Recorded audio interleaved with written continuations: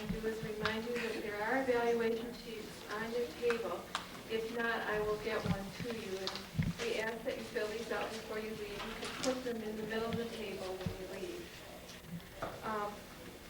Also, we apologize for the late start, but they moved our room but not our equipment, so we're waiting for that.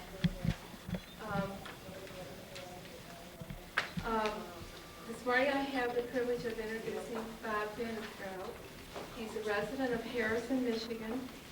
He has a master's arts degree. Currently he is employed as a psychologist with Catholic Family Services. He's the co-founder of Hard Times Cafe, a topic which he will address as he speaks to us today. He has worked for 17 years with the disadvantaged populations. And I'll turn it over to Bob.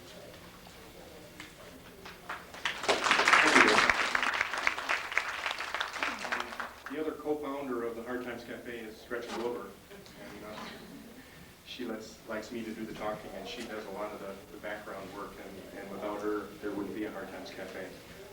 Simple as that.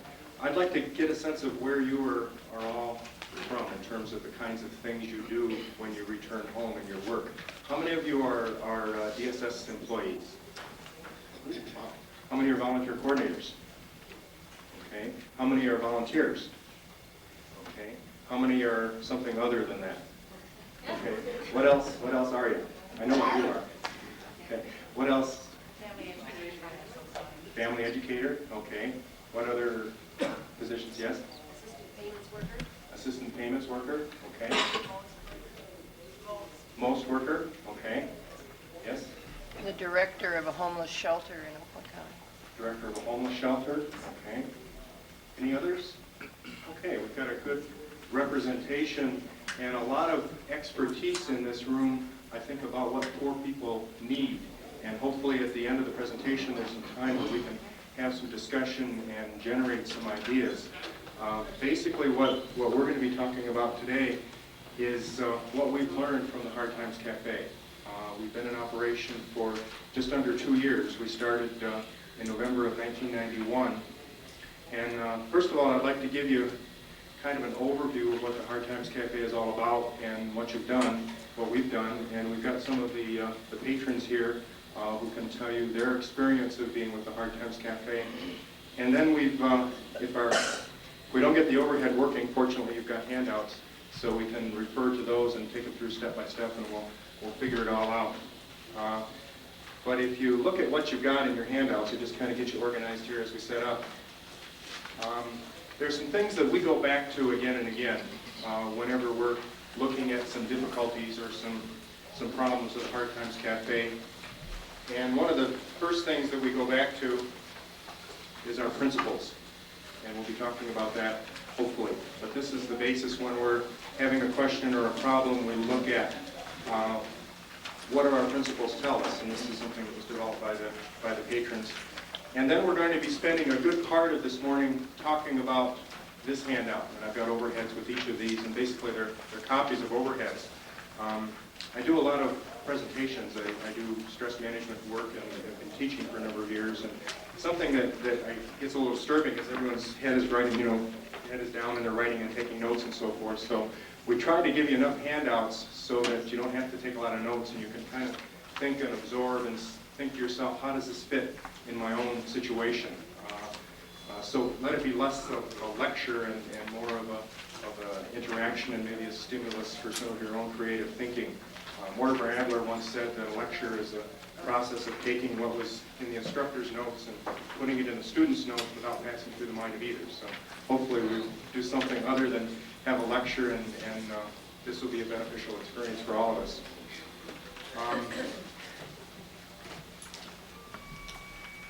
Actually, starting the Hard Times Cafe was a pretty simple operation. I called, I got approval from my program director in the end of October of 1991, and I called Gretchen 3 days later, and within 2 weeks we had opened. It didn't take a lot of planning ahead of time, didn't take a lot of meetings. Actually, we didn't have our first formal meeting until staff meeting until sometime in January, after we've been going for 2.5 months. So it isn't a complicated thing to get going. It's just a question of of taking it one step at a time and getting a sense of what people's needs are. Everybody can see this okay? We're all okay?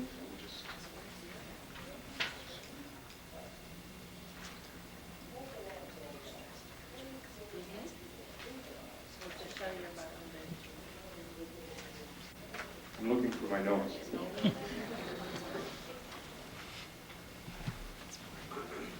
We'll go without them.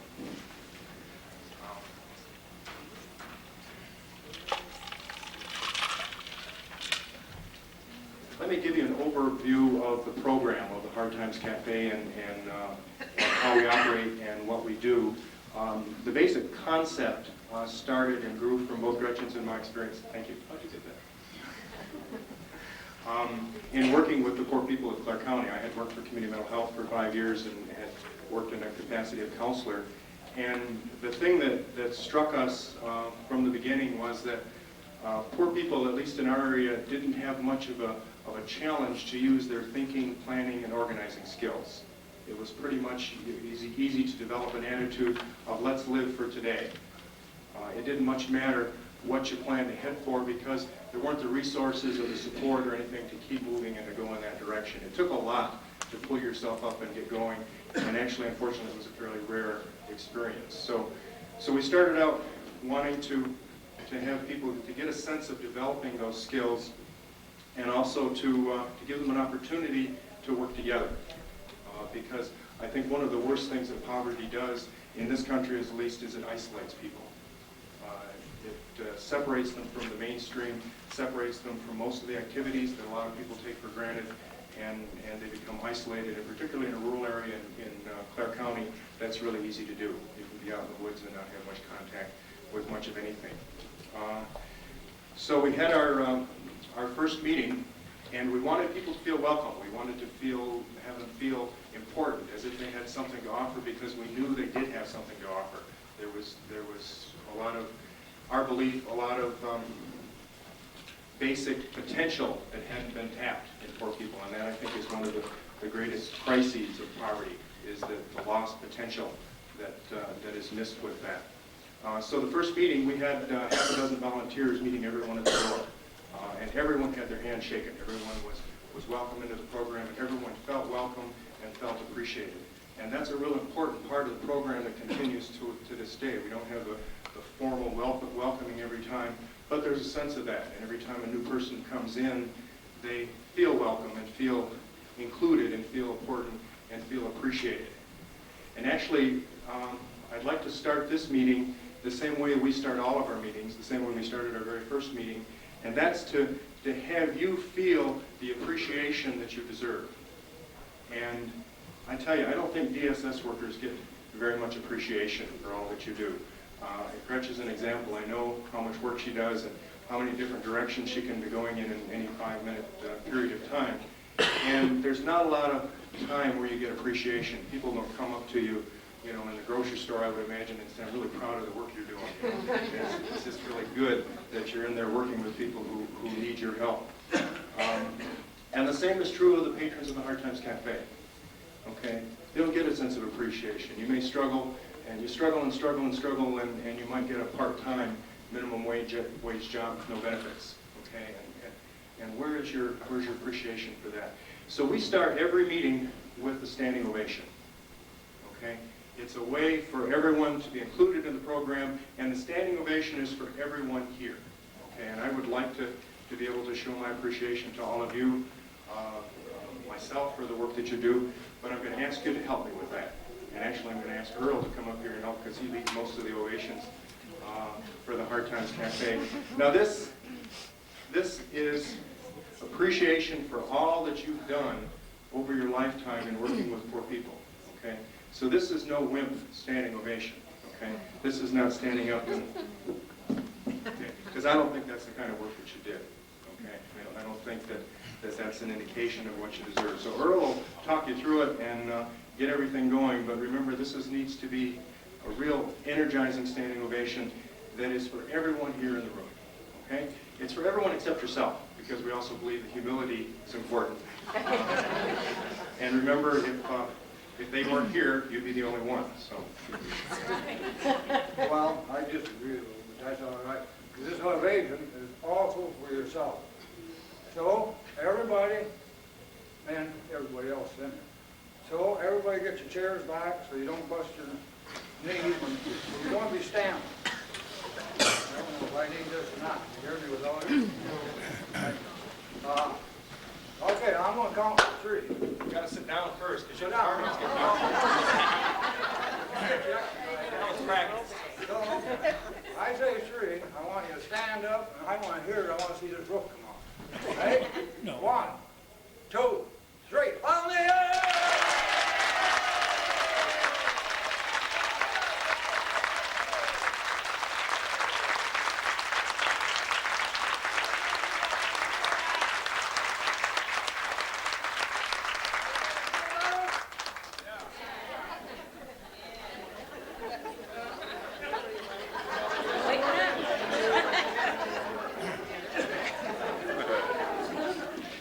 Now we're ready. I've even got my notes, so we can get moving. I started out saying that the Hard Times Cafe started as a simple idea, and we've got some complicated systems that seem complicated, but they were developed over a period of time, and we've adjusted them to fit. But the basic concepts, I think, are very simple, and we tend to think that life is more complicated than it is. I was reading some research that was done recently where they had 2 groups of people who were looking at pictures of cells. Okay, and these are people who didn't know anything about biology or anything about cells, and they showed them slides of healthy cells, and then they showed slides of sick cells. Okay, and the challenge was that people were supposed to figure out which cells were healthy and which cells were sick. Okay, and they had the people paired on, and they had a screen between them so they couldn't see what choices they were making, and they had to press a button saying that's a healthy cell or that's a sick cell, depending on which one they thought it was. And they were supposed to figure out what makes a cell healthy and what makes it sick. Okay, or what's it look like? Okay, what's the difference? And they just kept on showing pictures for a long time, and they get a little light that would go on that would tell them if they got the right answer or not. And so they get some feedback on that. Except as with most research, they were playing a trick on one of the people. Okay, so one person got honest feedback. Every time they guessed right, and he had to start with just guessing, well, what's healthy to me? Wrong. Okay, what's healthy to me? Yeah, okay, then they'd figure out what they were doing right, okay? The other person, instead of getting feedback on their own responses, got feedback on the other person's response. Okay, so every time the person over here got the light saying they were right, so did the person here, whether they were right or not, okay? So they went on with the experiment for some length of time, and the person over here got a pretty clear picture of the difference, okay? And then after the session, they interviewed the people and had them have a little discussion. And the person here said, well, see, it's this, this, and this is what makes a cell look healthy, and this, and this that makes it sick. Well, the other person on the other side said, oh, no, that's not true at all. Now, remember, they kept on getting more and more right answers, too, even though they were wrong. They said it's much more complicated than that, okay? It's not simple. It's not what you're saying, because it's this, and this, and this, and this. And invariably, the second person convinced the first person that theirs was the right system. Okay, again and again and again and again. We have this belief that life is complicated. Simple, it's simplistic, it doesn't matter. Okay, I believe it's simple, and I think the patrons of the Hard Times Cafe are teaching us that life in poverty and the solutions to poverty are really simple. Okay, they're really basic and really simple, and they involve people. They involve human beings relating to human beings as human beings, and forming communities and working together. And that's really pretty simple. It's interesting if you look at what the symbol of our country is, the American eagle. Okay, and the eagle flies and is free and just flies over mountains, okay, and can see the whole world and has this incredible sense of freedom when you see an eagle. And if you think about how our country started, that makes a lot of sense. Everyone was feeling oppressed by the King of England. It was coming up with all of these taxes and limiting their lives and saying you can't do this and you can't do this and you can't do this. And they said, I want to be free. Okay, and we had this revolution and we're free and we have this symbol of freedom. But actually the eagle is very isolated. You don't see a community of eagles. Okay, an eagle will raise its young and they they get into the teenage years and it kicks them out of the nest. Okay, maybe we like that part of it. But the eagle is on its own. It's isolated. And if the eagle breaks its wing, it becomes meat for the vultures. Simple as that. This is maybe a different picture than we might think of in terms, it doesn't have the energy or the emotion, but I really believe if we look at our true nature, that we're closer to ants than we are to eagles. Okay? We're a communal being. I mean, there are all kinds of animals in the animal kingdom that form communities and other animals that are isolated. I think we're a community-oriented people. If you look at just where you are, how you got here, what you're wearing, what you ate, you were dependent on probably hundreds of people for where you're sitting and what you've got in your stomach right now, in terms of the people who made your clothes, who grew your food, who built the car that you got here in. We're really interdependent. We're really dependent on ourselves. And that's what ants do. They all work together. I was working out, we built our house on a big sand hill, which I thought was a good idea because we started it in '87 when we had the big floods up in Clare County. I thought it was a great idea, but I soon realized that it was actually a big ant hill that we built on instead of a sand hill. So I had a lot of time to watch ants, especially with my little 3-year-old who likes to get down and figure out what's going on. And I had one crawl up on my leg and I killed it. I pressed it down and I just dropped it down. And lo and behold, if another ant didn't come and pick it up and carry it off. I don't know what it did with it, whether it ate it or buried it or what it did. I didn't follow it. But they take care of themselves. They take care of each other. Okay, and they're always busy and they're always working and they're moving and they're productive. Okay, the eagle spends a lot of time just kind of floating and checking things out. Okay, it only needs to eat once in a while and it spends a lot of time just kind of roaming around by itself. But ants are community members. Ants work together, and an isolated ant is nothing. And I really believe that the same is true of us, that by coming together, we find our true power and our true sense of what we can be. So basically, all we've done in the design of the Hard Times Cafe is to try to make that possible. Okay?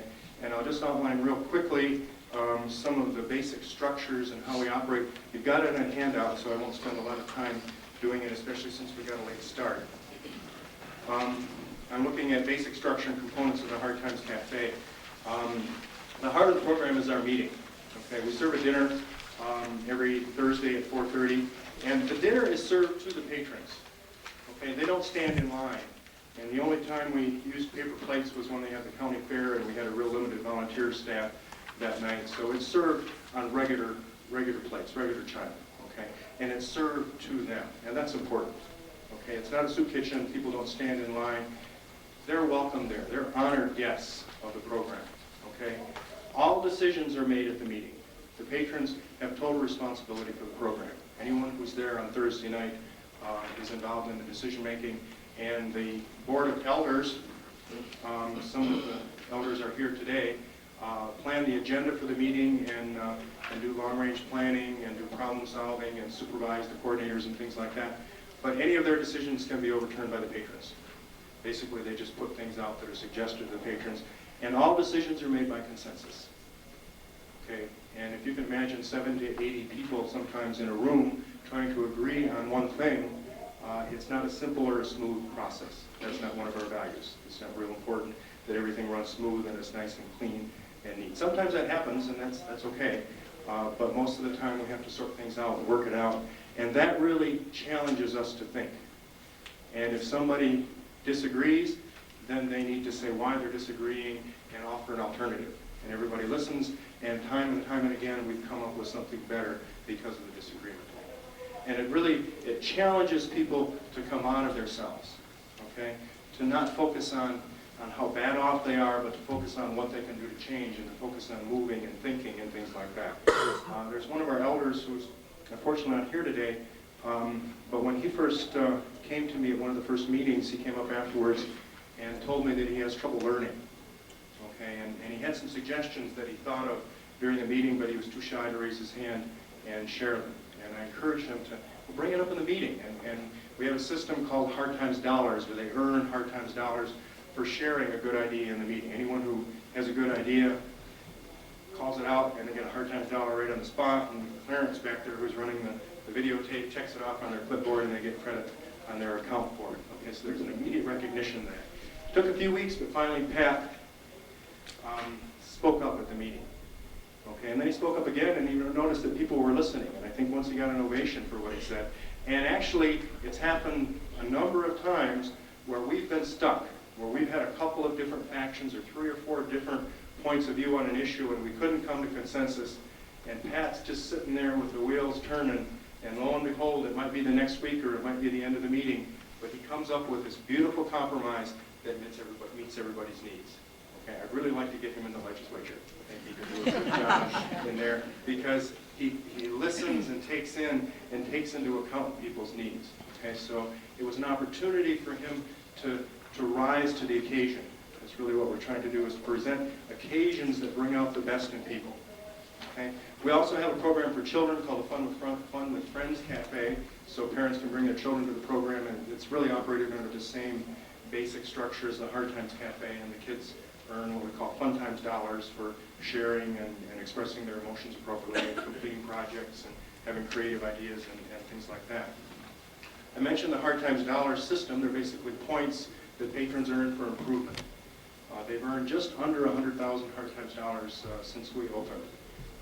One for each idea in the meeting, and they also earn Hard Times dollars for community service work, and I think Earl's going to tell you a little bit about that. Is that what you're going to talk about? Yeah, I'll get you in a minute.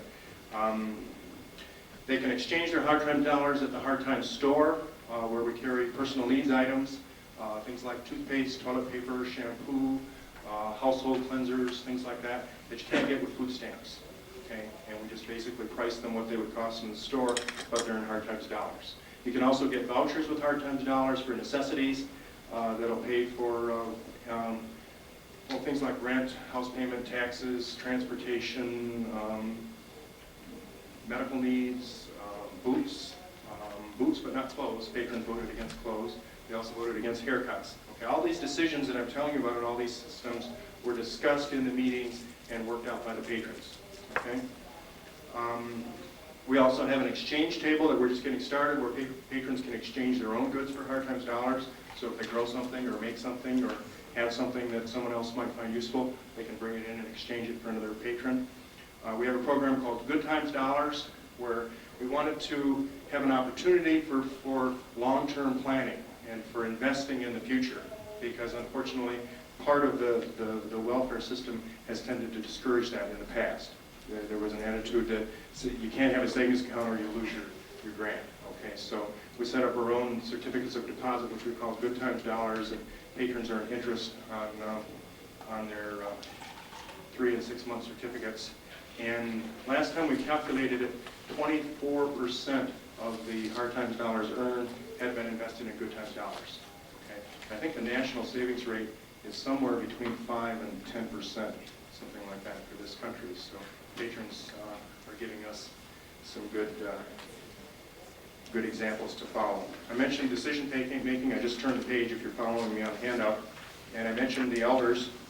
We also have a board of trustees that we're setting up our own nonprofit status, and all the elders are on the board of trustees. We're getting our incorporation, and they have the legal responsibility, but again, all of their decisions are subject to a vote of the patrons. We have coordinators that have administrative responsibility for running most of the program. We have a worksite coordinator that handles all of the details related to community service work. We have a jobs coordinator who searches for jobs in a 4-county area and posts them every week. We have a person who keeps all of our records and minutes and all of that. We've got a fundraising coordinator. Patrons do generally at least one a month, some kind of a bake sale, car wash, flea market, something or other to raise funds to keep the program going. We have a community beautification coordinator. They started 60 plants of marigolds in a greenhouse in March and then planted them around all the cities in Clare County, Harrison, Clare, and Farwell on public lands, and also started something like 11,500,000 wildflower seeds on a highway median in US 27. We have an exchange coordinator who organizes the exchange table, a clothing coordinator organizes our clothing table. We have just used clothing set up where people can get clothes if they need it. Cleanup coordinator, and then a membership coordinator who introduces the new people to the program.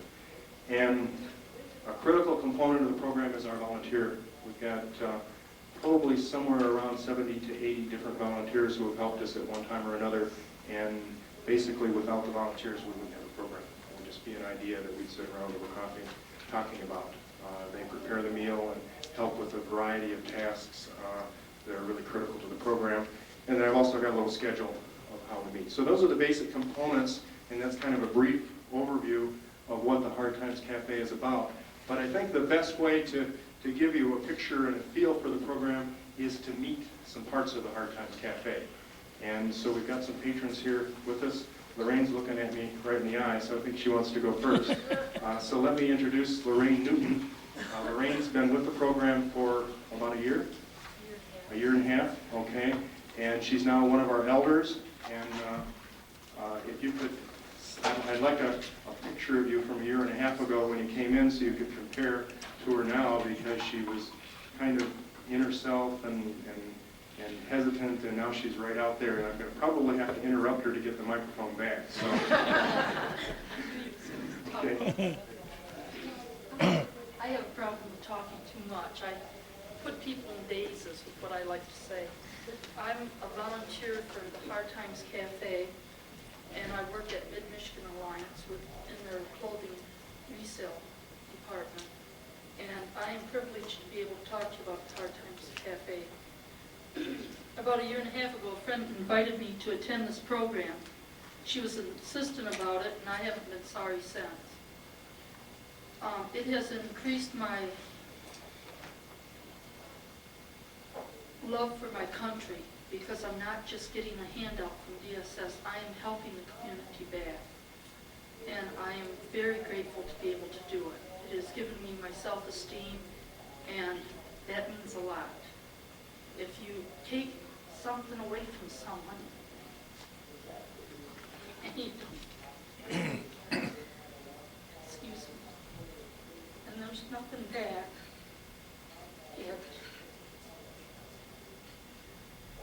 it leaves you empty. And I'm very thankful for all the volunteers that has made this program possible. My first thought when I went to this program was for the Hard Times dollars. You know, everyone has a mercenary streak. But then as you get to volunteering, you see other people's needs, and that helps you to overcome your needs. And if it wasn't for the grants that we get, and I'm putting in plugs for everyone to talk about grants, a lot of people wouldn't come because of, you know, what's in it for me. And it's the hidden things, the self-esteem that you get, and the belief in yourself and your current work records that you get from working, and all the wonderful people you meet. And I just love this program. You know, I'd like to see one in every county. And it's hard. We've had our problems, and we've overcome a lot of them. And some we're still fighting with, you know. You put different people together, and there's bound to be clashes. We had a problem with not being able to get our program, our meetings going, because everyone would argue. And now we've got it where instead of arguing, we talk to each other, and that is a big improvement. And we help each other out. Whether if you hear someone needs, one person needed tuition for college, and someone loaned them Hard Times dollars so they could go to college. And these Hard Times dollars, you know, it's a handout in the beginning, but it's an earned handout instead of just a give me. You know, you have self-contempt for yourself, and anyone that hands you something, you know, you kind of, they're looking down at you, and you're inside, you're not feeling good about it. But something that you've earned, every one of you have earned a paycheck, and you know how good it feels. It's yours. Well, I've earned my self-respect there, and I thank Bob and Gretchen and all the volunteers that's made it possible. And I'm going to hand this back to them.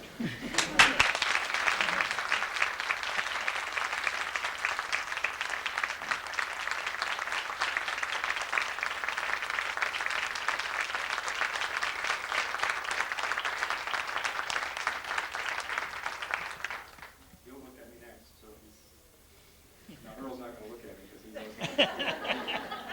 Gail is also an elder of the Hard Times Cafe. He's been with us pretty close to the beginning.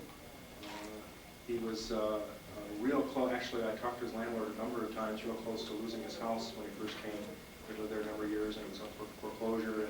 And through his energy and his efforts, his landlord, it's kind of an interesting story here. He was going to be evicted and called his landlord and said he was earning Hard Times dollars and almost had enough to pay for it. She said, well, I'll give him a reprieve. And I told him how hard he was working. And Gil had told me that he was cutting firewood for his wood stove. This was in the wintertime. And they had cut a big log oak with a handsaw because he didn't have a chainsaw. And he spent a good part of the day cutting through that handsaw. And I told that story to the landlord. And the next thing you know, she sent him a base cord of wood. And then when we sent her the check that he had earned in Hard Times dollars at the exchange rate to cover the rent, then she gave him a reprieve and gave him a few months to get on his feet. And now he's paid his back taxes, and he's not working for Hard Times dollars anymore because he got a part-time job. One of the places where he was doing community service work liked him so well they hired him, but he left them because he was offered pretty close to a full-time job just a few weeks ago. So. Well, like Bob said, we were on the verge of losing our home. It was right after GA was eliminated and work was very sparse at the time. I received the ad on Hard Times Cafe, and I just went down to check it out and see what it was all about.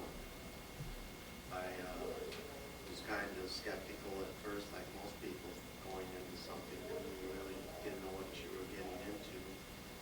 But over the past year or so, we've gained a lot of insight on people's needs in our program. We found that we all had a common goal, that we all wanted to get better suited in life, like everybody else. I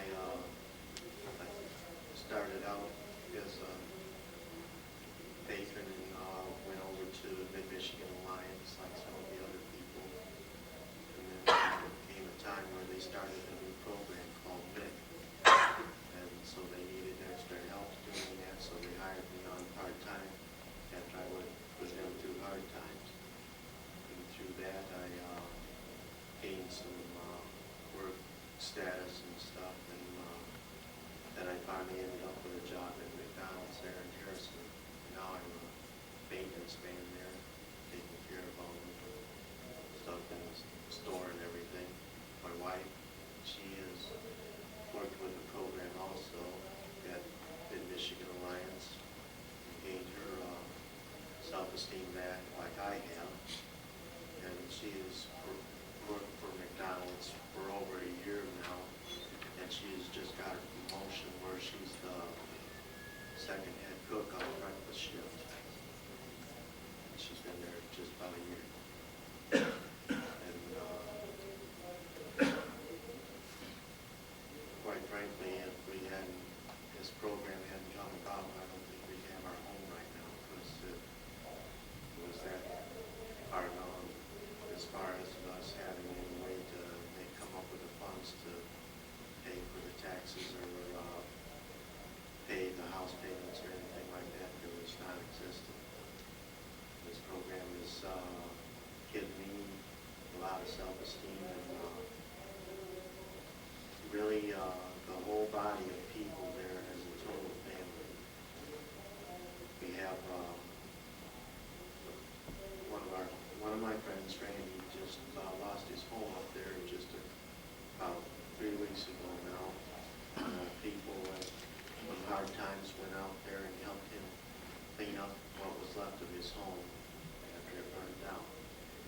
And now he's got a trailer moved back in to temporarily moved in until he gets something else started. But all of us from Hard Times helped him in any way possible. I mean, it's basically what we do with each and every one of our members there. Thank you.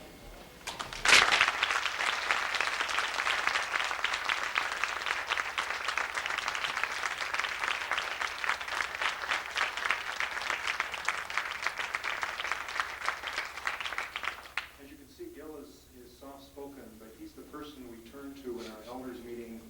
we're stuck. Okay, what are we going to do about this? What's going to happen? And Gil just kind of sits there and comes up with these beautiful solutions and these suggestions that have missed everyone there who's talking so fast and trying to figure out what to do. Gil's taken it all in and has a solution. Particularly some of the times we've had to deal with difficult behavior of patrons and something like that. He's demonstrated a compassion that I, as a psychologist for 17 years, envy, and a sense of what's possible and what's real and what people need. I've learned a lot from Gil and really appreciate him being part of the program. Earl just glanced at me and glanced away, but caught you. So next, Earl Bellows was at our second meeting. He missed the first one, and he's been a pretty regular. Oh, you were at the first one? Okay. He's been with us from the very beginning. And he's also one of our elders. And I'll turn the mic over and let you tell him yourself. Thank you, Robert. They've got a worksheet they're going to pass out amongst you. And what this is about is like a rain cycle. Excuse me. You're working, you're not working, to have something due to you. I don't know if you can hear me without this or not. But anyway, okay, that's better. People work for what they get. And we've got about 8 job sites, like Michigan Alliance, Dog Pond, on down the line. And we send people out these job sites to work. And this sheets I give, I was stingy. I only brought one to the table, so you don't have to share that. But we've got 12 points on here, 0 to 5. Your work site coordinator gives you qualification. So when you come in, you can make up to 6 hours more. That's turned into what Bob calls our hard time jobs. But when you go to give them, you don't necessarily get it back. Because when we get a voucher, if we make money from the yard sale, that goes into our money. So you might get it back at a ratio of 5 to 1. Another $100 for the 500 you made. But that way, we keep some money to work with. So we aren't broke all the time. But anyway, as I was saying, to get back to this work voucher, it shows down there how it's got your different classes and the different things, which each one you can read. I won't go through them all, because I'd be here the rest of the day, and I know Bob wants to get back on the phone. But you don't have to end up with all 5. Otherwise, you can end up with us with the appearance, the kind of work. And like I said, you can visualize that amongst yourself. You have lots of time to read it over. Sorry I didn't bring more. That's about all I got to say about this program. Except, one other thing I will say. I'm proud of everybody. If somebody needs something, people will give them out of their own account money to help them out. Not alone, give them. So that's important. People do share and care.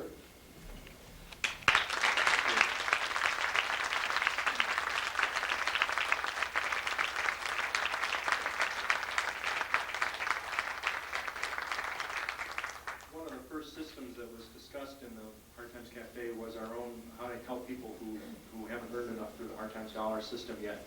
And they set up their own little Department of Social Services within the program. And it's very simple. You just ask for help. Just let us know before the meeting if you need something. And in every case, when someone has come up with an eviction notice or a shut-off notice or something like that, sometimes it doesn't even get that far. There's just a piece of paper that seems to be floating around through the meeting saying somebody needs something for their rent. And lo and behold, they show up at the voucher table and they've got a bunch of Hard Times dollars transferred into their account and enough to handle it. So it's people pulling together and helping each other. And Earl has a lot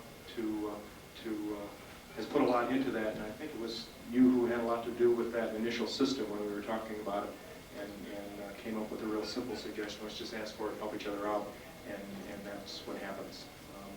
Geneva is the 4th patron that we have with us. She's been with the program pretty close to the beginning. Not working for Hard Times Dollars anymore because she's also working as a regular job. And I'll turn the mic over to her. I'm sure we could talk all day, about hard times. There's so much to say, but I've written some of the very important points I would like to get across to you. I hope you can hear me because I'm not used to have this either. Anyway, I feel that Hard Times Cafe is a valuable part of our community. It's geared toward low-income people and no-income people. And the volunteers in our county, we work at different sites, like you've already been told. Also do community work like clean up the high school grounds. And we planted flowers along the highways and places in our county. And in return, we experience working together, developing skills, and improving our lives. And the donated funds that we get help each one of us because we get to help in emergencies. Many people have saved from being homeless. Many are just need help with their utility bills. But the hard time dollars we get our points like on paper, but they do go to pay for different emergencies that anyone has. And, many of the patrons have found jobs, part-time jobs. Many of them have found full-time jobs. And it has earned, gained self-esteem, self-confidence, and improved their lives all the way through. And we also add to the emergency fund by having bake sales and car washes. And Bob and Gretchen make sure the patrons, make sure the funds are distributed fairly, and the patrons do their share of volunteer work. No one gets a free ride. Everyone earns what they get. And every one of the patrons do what they can to help the program work more efficiently. I'm sorry, like I said, I'm not used to speaking up front. I used to be a sewing machine operator and get a little tired of running around the country to the cities, working and cleaning up most of my salary out in rent when I had my own home. So anyway, I come back home from one of these junks. Decided I'd rather get home.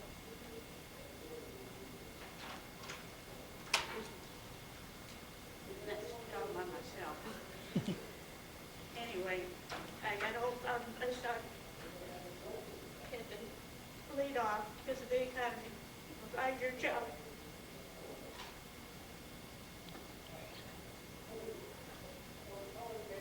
So, that's why I had to start over and find something I could do in a town where the jobs are very scarce.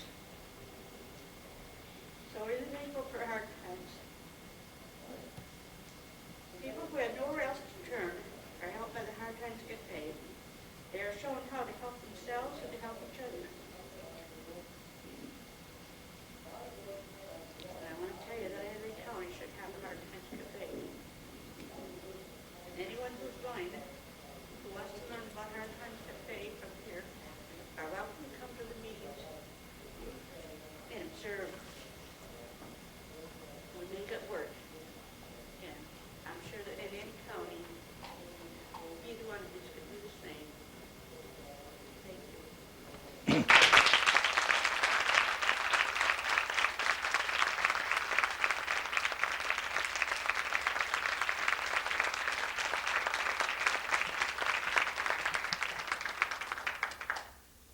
Geneva is, in many ways, our spiritual leader, particularly in times of conflict and when there's been some emotional kinds of stress and things like that. Geneva has stood up at the meetings more than once and just opened her heart, and it came out through her mouth and gave us a sense of what life was about and what was important to us, and got our feet on the ground and what was important to her. So she's been a real valuable member of the program, and appreciate your comments. Let me just clarify a little bit and expand on those of you who haven't had time to look at the worksheet, just to fill you in on one other system. The community service work that Earl was talking about, we go out to the work sites for nonprofit agencies, and they're not paid for the work. They're paid for the work habits that they show. Okay. So if you show, I won't read the whole thing because it'll eventually make it around to all of you, but basically, if you show up early, you get 50 cents an hour in hard times dollars for the whole day. If you work at a regular, steady pace, you get another 50 cents an hour. If you're appropriately dressed, you get another 50 cents an hour. If your work is well organized and you plan ahead, you get another 50 cents an hour. If you work safely and carefully, another 50 cents. If you work at an appropriate speed for the job, it's another 50 cents. Okay? So what we're looking at is building work habits. Okay? So that week after week after week, they're getting immediate reinforcement for the habits they show, and it starts to become part of them, because that's something that I think was missing with the system, is there was no incentive to keep going and to keep trying to improve and do your best. And we wound up changing it on a 5-point scale. It was either 50 cents or nothing to begin with. And I was expecting that it would start out at about, $4, maybe $3.50 hard times dollars an hour, because their whole thing was improvement, wanted to keep on improving. But they came back the first few weeks, boom, right up to 6. So we went back to the work sites and said, well, wait a minute, we need to, they can't be doing this well. And they said, well, they are. We've had other workers here from other places, and Hard Times Cafe workers are totally different. They don't sit around, they accomplish things, they get things done. Everything keeps on moving. Let me, if I can, okay for Jean, if I tell a little story about her. She was in the sewing room at Mid-Michigan Alliance, and she lost her 50 cents because showing initiative, I think it was, or something like that. And because her sewing machine broke down. And so she just kind of sat because she was, I think, a little uncomfortable and didn't, want to bother anyone, so was waiting for someone to come and help her. So she lost her 50 cents, I guess, for working at a steady pace, something like that. Well, the next week, I got a report from the work site that she had not only fixed her own sewing machine, but she fixed every other sewing machine in the building.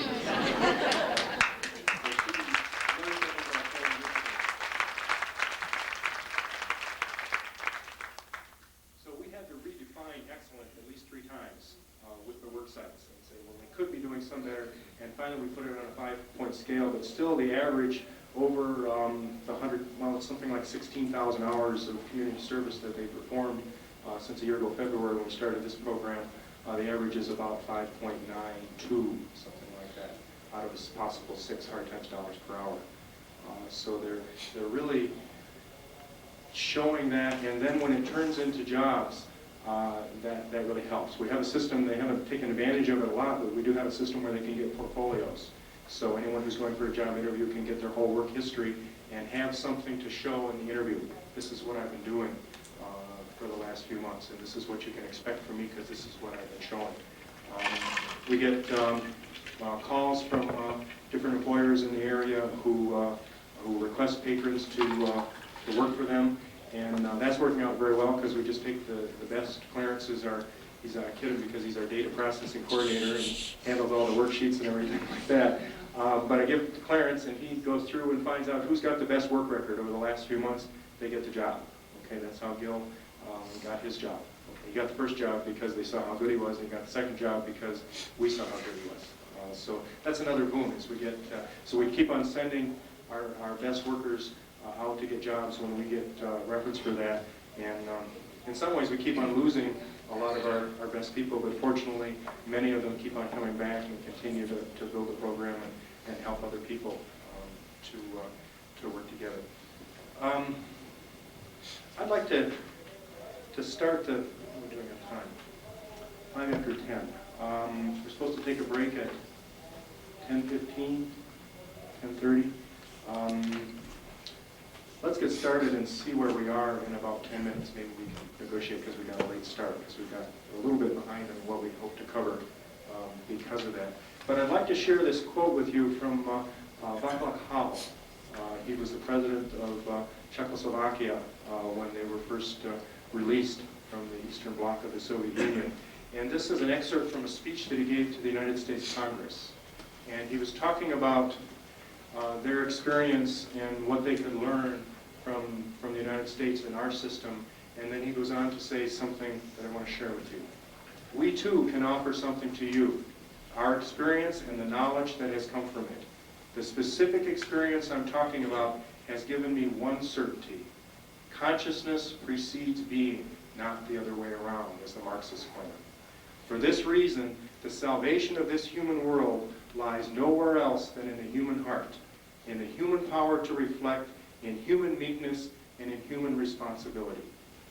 Without a global revolution in the sphere of human consciousness, nothing will change for the better in the sphere of our being as humans, and the catastrophe toward which this world is headed, be it ecological, social, demographic, or a general breakdown of civilization, will be unavoidable.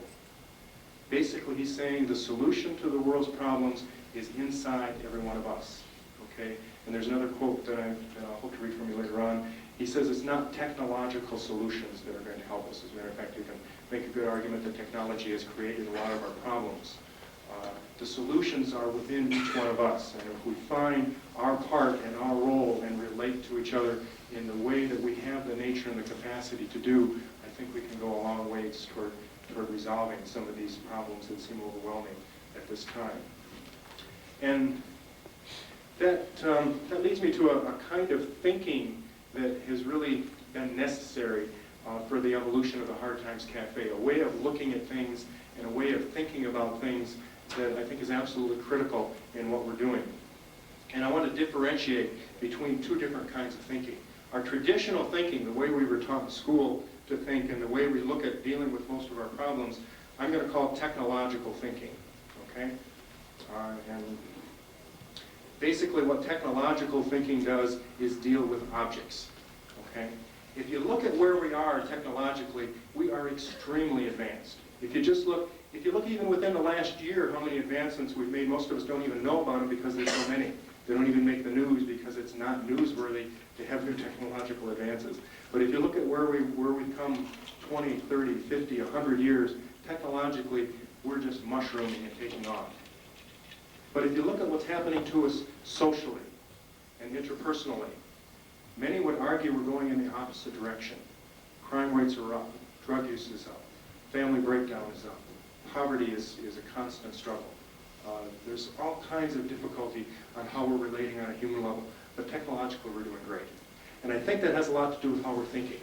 So this technological thinking, as I said, deals with objects. Okay? And objects are consistent. And you put them in a category, and they stay in a category, and they're the same. Okay? I have a key. Okay? It's the key to my house. Okay? This was the same key in Harrison when I left yesterday. Okay? It was the same key this morning in East Lansing, and it's the same key now. It hasn't changed. Exactly the same. Okay? I mix it up with other keys, throw it in the air, catch it, still, it hasn't changed. No different. I'll take it back home, it'll still fit in my lock, no problem with getting me into the house. Okay? No difficulty at all. Technological thinking works with things that are consistent, that stay the same, they don't change. Okay? So you can, it's easy and it's convenient. You can stick something in a category, put it on a shelf, and by golly, it'll still be on that shelf. I've got some books that I put on my shelf 4 years ago, and they're still there, even though I haven't touched them. Okay? They don't move. Now, the kind of thinking that is really important for a program like the Hard Times Cafe, I'm going to call biological thinking. Someday I hope to come up with a better word than that, but it just seems to fit because basically we're alive. And we're alive means we're changing. Nothing living stays the same. Okay? A tree is either growing or dying. Okay? One or the other. And the same, I think, is true many of us, if not physically, then at least spiritually and interpersonally. Okay? Biological thinking is more like a liquid, more like water. Okay? This gives me a chance to get another drink too. But this water now is in the shape of a pitcher, right? Okay? And I pour it here, and lo and behold, it's in the shape of a glass. Okay? I don't see anyone with a coffee cup here, but if someone had some coffee and I mixed my water with the coffee, it would become something else. It would become weak coffee. Okay? And I couldn't take my water back and put it back in the pitcher again. Okay? Because it's changed. So it depends on where it is. It takes the shape of where it is. Now it's in the shape of a glass, and I spilled a little bit on the carpet. Some of you may notice when I was picking it up, the drip fell off, and now that has the shape of the carpet. Okay, and I grind it in, and now it has the shape of something else. So water changes, depends on the situation, depends on what's happening. Every time there's an interaction, it's different. And that's an important underlying assumption about the Hard Times Cafe. Okay? You can't take our basic structure and just apply it somewhere. That isn't what we're about. It isn't a technological accomplishment. Okay, what it is, it's a human relationships process, okay, that has really come from the people themselves. Okay, so in the process of working with the Hard Times Cafe, we have had to change. I've changed more in the last 2 years than I think I did in 5 years of therapy in many ways. Learned an awful lot from the people in the program, and I'd like to share with you the rest of the morning some of what we've learned in an organized fashion so that you can take that and apply it in your situation. And I would love to hear back from you, and so that we can revise this and keep on building it, because we think that our patrons have taught us an extremely valuable lesson about what's needed to have a transition from poverty to community, from poverty to self-sufficiency, from self-sufficiency only in terms of economics, but poverty in terms of poverty to self-esteem, poverty to feeling good about yourself and being hopeful for the future. The other packet of handouts that I gave you is this one, and this is what we're going to focus on the rest of the day, the morning. And I'm going to pretty much take them in order, but let me give you just an overview of them if you've got those up. The first thing is our basic values and beliefs. Okay, that's the underlying assumptions that we started with, and have become clearer and stronger as we're working with the program, so we'll spend time on that. The next of these are all in step form, okay? And each step makes the next step possible, makes the next step more likely, makes the next step easier, okay? If I try to jump up here in one step, okay, I'd probably break my back, if not my neck, okay? I couldn't make it. It's too high. Maybe I could when I was 18, but now I wouldn't even think of it, okay? But I can walk around and I've got some steps over there, and I can take one at a time, and I can get it up. And if you take away a few of those steps, the upper steps get harder, okay? So the bottom step in each one of these is critical, and each step is critical to the ones above it in our mind, okay? And the first one is the conditions for improvement. What we feel needs to be the situation, okay? What is the context? What needs to be in the environment for people to be most likely to improve? The second one is the process of improvement. How do we improve? How does that happen? What steps do we go through in that? How do we keep that going and keep on working with that? The third one is the role of helpers. What can we, and with the Hard Times Cafe, everyone is a helper, but what can we as helpers, at least initially in starting with programs, do to make our work more effective and make it more likely that people will get into a habit of improvement? And then the next is becoming an effective helper. Okay? What happens within us, and what do we need to look at and promote within ourselves that will help us to become more effective? Okay? So that's kind of where we're headed for the rest of the morning. The key word, if I were to ask, and actually I did a number of times during the meetings, call out what's the single word that sums up the Hard Times Cafe, that word would be improvement. Okay? And improvement is an interesting concept. My training at Michigan State was in the study of healthy people. There's lots of different ways you can study psychology. You can look at it in a whole different ways, and most of us don't agree with each other's ways in many respects. But my interest was in the study of healthy people. What makes people healthy? What are people who are generally satisfied with their lives, who are making a contribution to the community, who are involved and have good, rewarding personal relationships? What are they doing different than the rest of us? How can we do it? Okay? And over the years, in applying this to different places where I've worked in different situations, I found that I can sum up that word, that difference in one word. Okay? And that word is improvement. Healthy people are improving. Okay? And that's a verb. It's not a noun. It's not something have. You know, healthy people don't necessarily have the right tie. Okay? They don't have the right clothes. They don't have the right car, the right job. It's not something you accomplish. You can't get a degree in improvement and put it on your wall and say, I've made it. Okay? It's a process. It's something that you do every day. But when you're doing it, and when it becomes a habit, and when that's a general direction in your life, your whole life changes. things start to look different to you. Things start to take on a different meaning. And you feel like you're moving, and every week you look back and say, things are a little better. And this is difficult, but I can learn from it. And so the future has a different meaning because it's always becoming brighter. And every month you can look back, and every year you can look back and say, yeah, I've learned this, and I can handle this a little bit better, and I understand this a little more deeply. Okay, so there's a whole different feel to our stresses and our conflicts and our difficulties when we can have this concept of improvement. And it doesn't matter where you start. It doesn't matter what position you are or where you are. The bottom line is improving is something that you can do. One of the first jobs I had was working with the Department of Mental Health at a residential facility with profoundly and severely mentally retarded people. And I had 150 people on my caseload, 26 of whom were in one building because of violent behavior. And there was a lot of acting out, a lot of difficulty. Many of them were big and large, and people were afraid of them, so that was one reason they were set there. But basically, they would spend all their day in a room just about the size of this room. And there wasn't much in the room because things were getting broken all the time. It was just too expensive to replace it, so it would get broken again within another week. So they would set each other off, and there was lots of difficulties and lots of problems. And my challenge was to try to fix it somehow. And the director, Dr. Marlon Roll, challenged me to not try to stop anyone from doing anything, which really made me think. He said, ask yourself what you want them to do. Okay, and then that fit in with my training because the bottom line is, how can we help them to improve?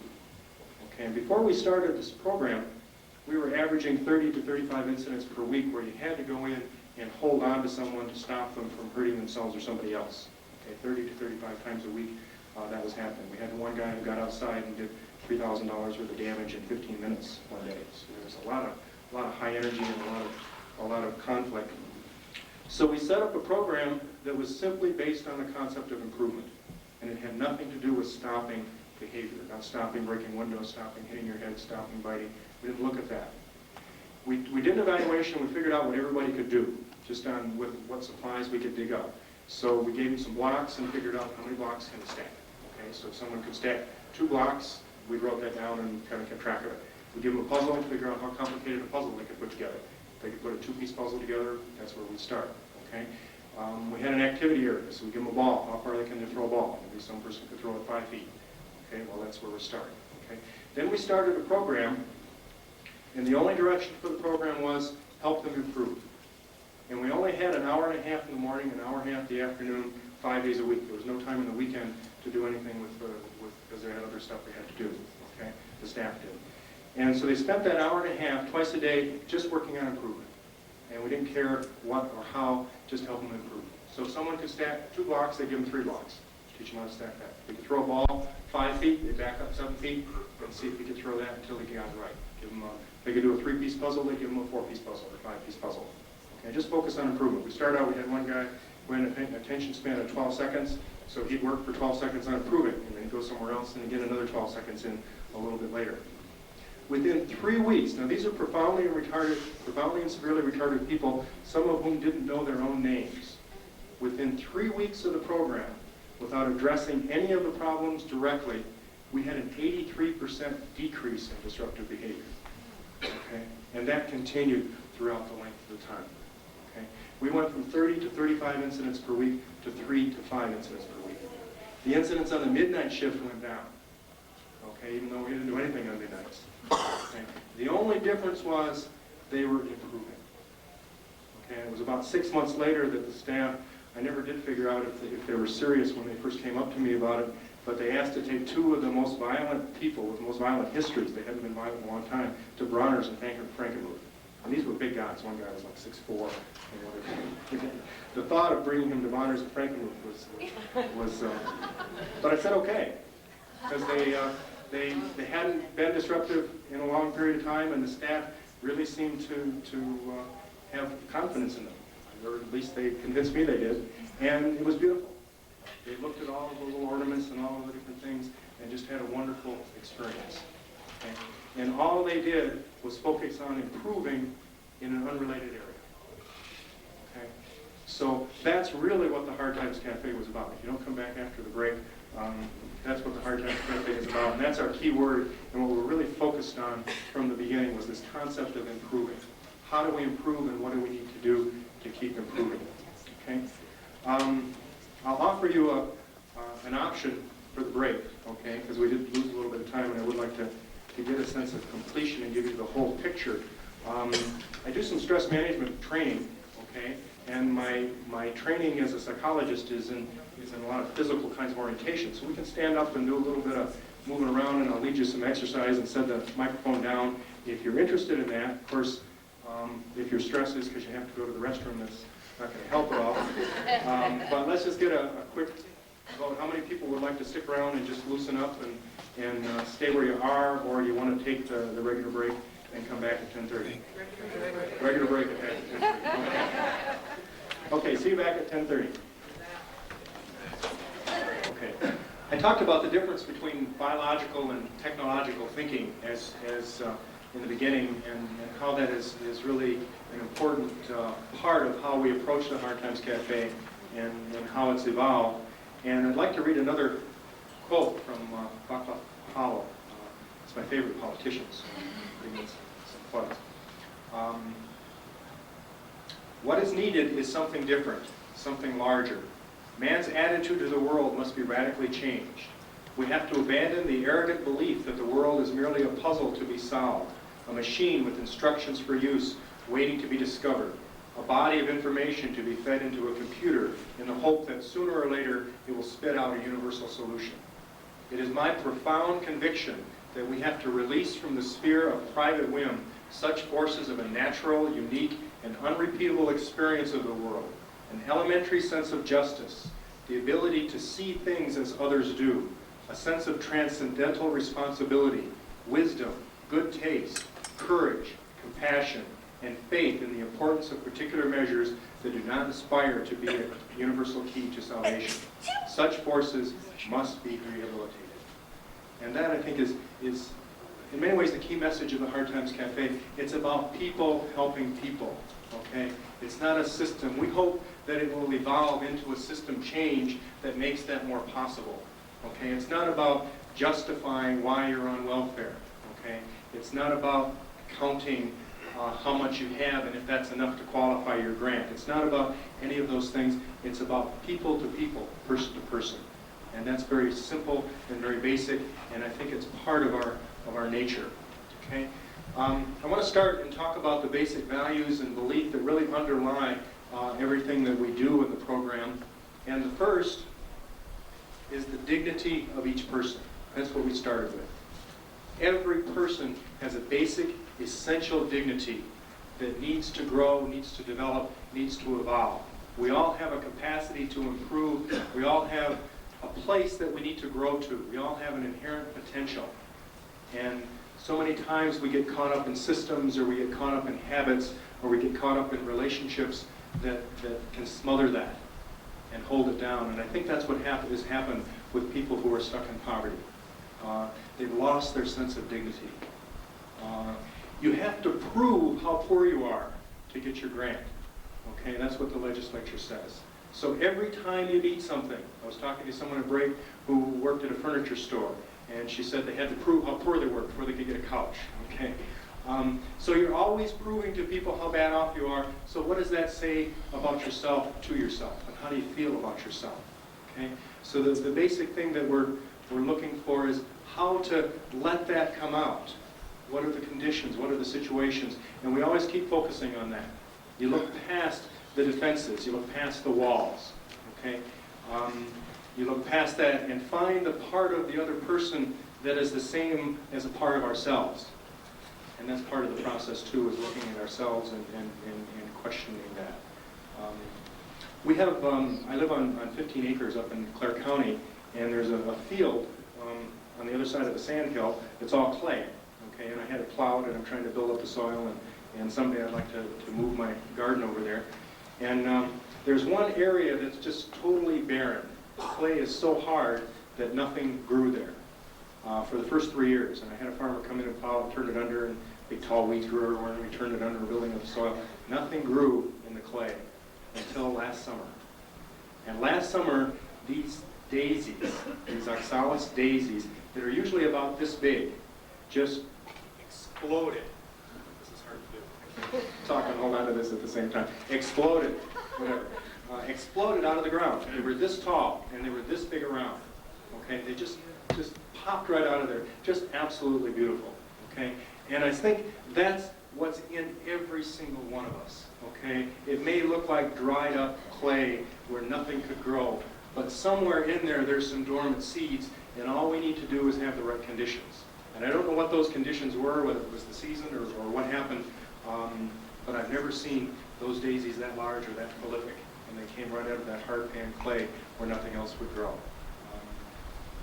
So our challenge is to discover that dignity in ourselves and in each other and in the people we work with. And I'd like to quote Robert Weekland when he talks about dignity.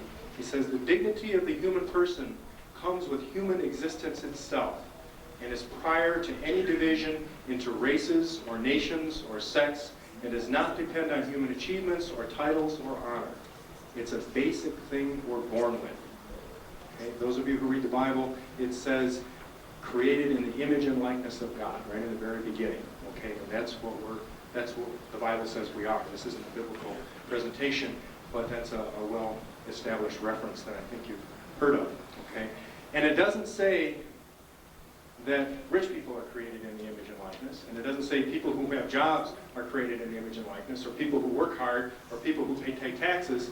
It says and implies all men and women, okay? That we're all brothers and sisters in this, and we all relate, and we need to just learn what's getting in the way of that and how we can overcome that, okay? So that's where the standing ovations come in. That's where the greetings at the beginning of the meeting, everyone who walked into those first few meetings had their hand shaken by half a dozen people. And it wasn't just a, hey, nice to see you. It was enthusiastic, and we got them pumped up, okay? And there were treats on the table, and we served them coffee, and we bring things to them, okay? Everyone is treated with dignity because they deserve it. Simple as that. This one I've talked about somewhat is the capacity to improve. Everyone has capacity to improve, no matter where you are.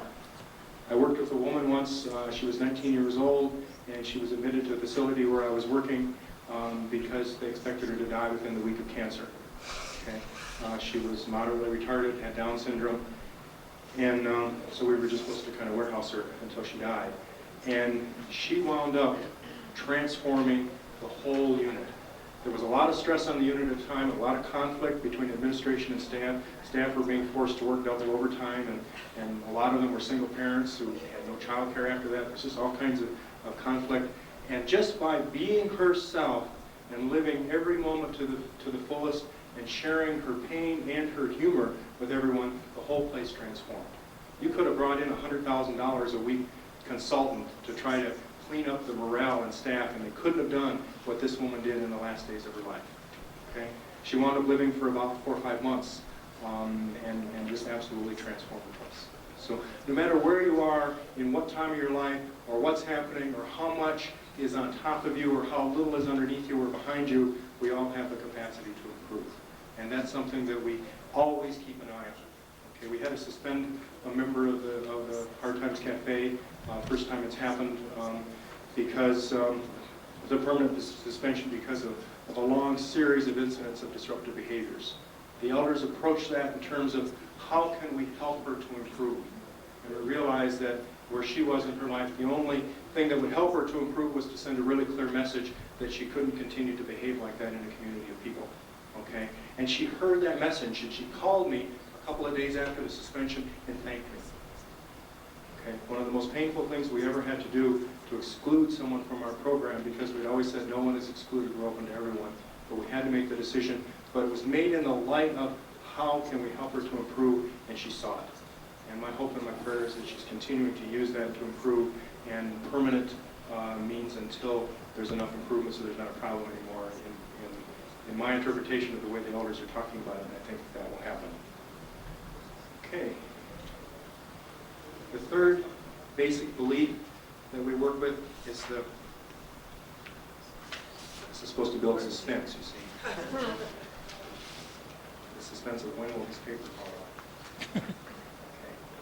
Third one is the power of community. And we've talked about that as well in the introduction. Community means that we have something in common. Okay, we look at what we share. If you really look at that honestly, there's more that we have in common than we have that's different. I mean, we've got all kinds of different hair colors, and some people have glasses, and some people are tall, and some people are short. And there's a lot of different, size hands and things like that. But if you look at our basic characteristics and how we relate, we have more in common, particularly in our needs and in our sense of ourselves than what we have different. In terms of our emotions and our general sense of goals. And what community does is it gets us in touch with that. We find out what we have in common, and then we can build. Because alone and isolated, not much happens. If you look at the major changes in the history of the world, the major changes in terms of human relationships and in terms of politics and things like that, it all happens in the context of community. There's never one person out there by himself who's saying, yeah, let's do it this way, and everyone follows. Okay, there's a community that makes a decision. It's people coming together. So there's power in community. And in isolation, there's no power at all. Particularly in dealing with issues in poverty and in looking at some of the system changes that require looking at. And I think that's one of the most serious costs of poverty in this country.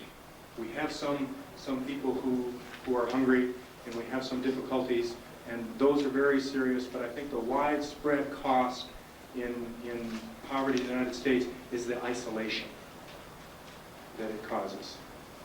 We can't go to the bowling league if you're poor.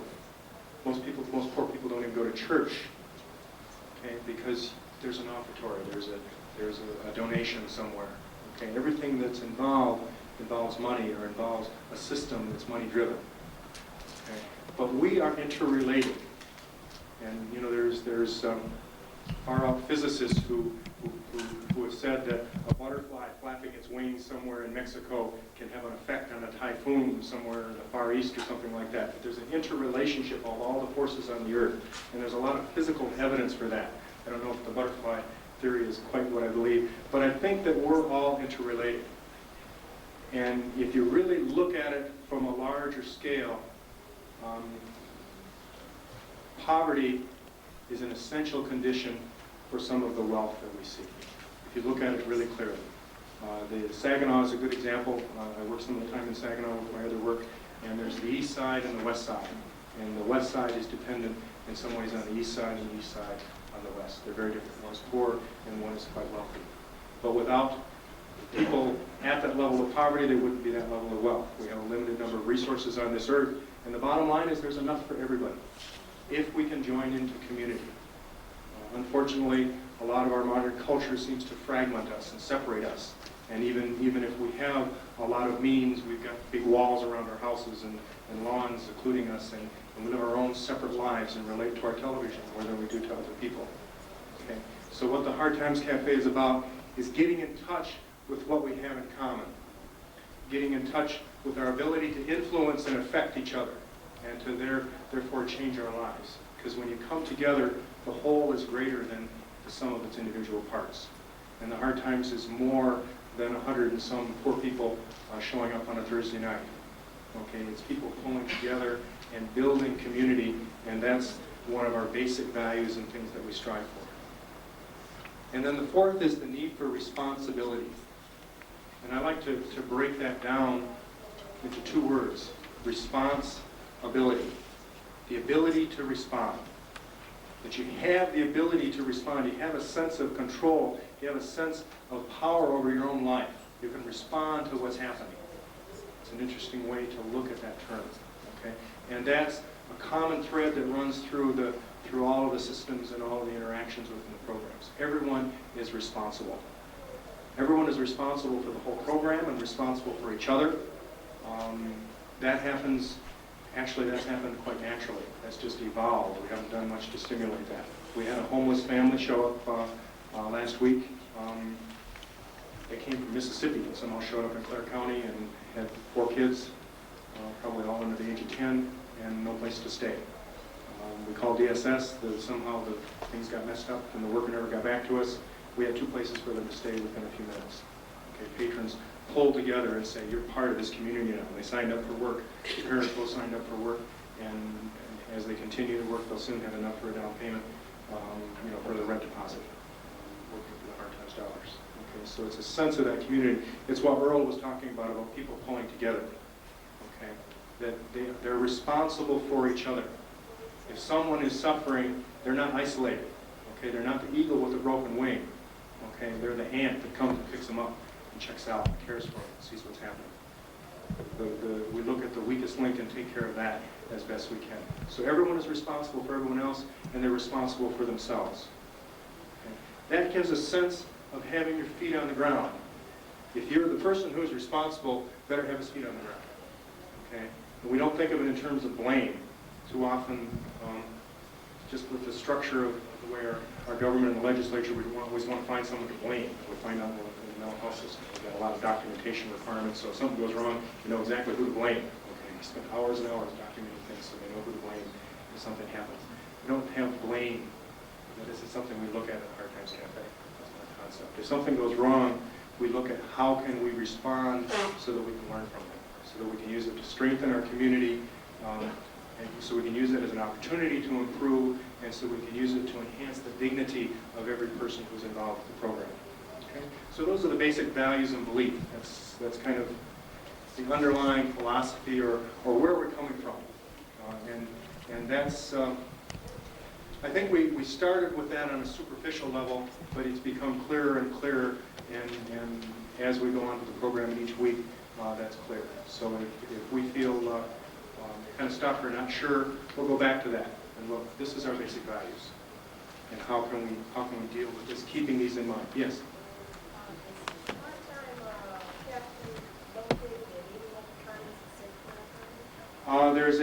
There's a program called Community Cafe in Alma, and they came up to visit our program, and they borrowed a lot of the systems and things like that. They're independent from us, and we were so busy that we didn't have a lot of time to communicate, but just in the last few months we started making an effort to do that and learn from each other. And they've been in operation for a little over a year. They started a year ago in June, and they're doing quite well. They're on their way. And there were some people from Augrey who visited a few weeks ago or hoping to start one. Basically, we presented that to the patrons last winter because we were getting lots of calls of how can we get a Hard Times Cafe in our county. And Gretchen and I each have about a day a week out of our schedules to devote to the Hard Times Cafe, and we could easily spend 5 days a week. So it's not possible for us to say, well, we'll go and help set it up. But what the patrons decided, I have a tendency to come up with these complicated ideas, and I present them to the patrons, and they say, nah, let's do it the simple way. Okay, and they come up with a simple solution, and they have a real simple solution for how to deal with that, and that's it's open door. Anyone from any other county can come and visit. If you want to take part in any of the programs, if people want to do community service work, we only ask that county sponsor, whatever cost that involves for us, but you're welcome to come and work at our work sites, hang at our meetings, borrow any of our ideas, and we'll also send patrons back with you to help you set up a program in your own area. And they'll come to your initial meetings, and we'll give you whatever support we can. So, How can this be done in a bigger area? one step at a time. One step at a time. That's what we did. We just said, these people are out of money. There's nothing for them. They're really going to be down. They're going to really be discouraged. What can we do? And so we just served a meal and decided to have a meeting and took it one step at a time. Actually, I do a lot of stress management work, and so the original idea was, I'll do a stress management thing, and we'll have a support system. And I had this presentation all worked out about what I would do at the first meeting. And when I met the patrons, that got thrown aside. It didn't fit. So we changed our direction at the very first meeting and focused on this concept of improvement and changing perceptions and how people needed to change their perception, because that seemed to be where they are. So it has to be an interactive process. So you say, here's what we've got, here's where we start, we're offered to you, and you just deal with where you are.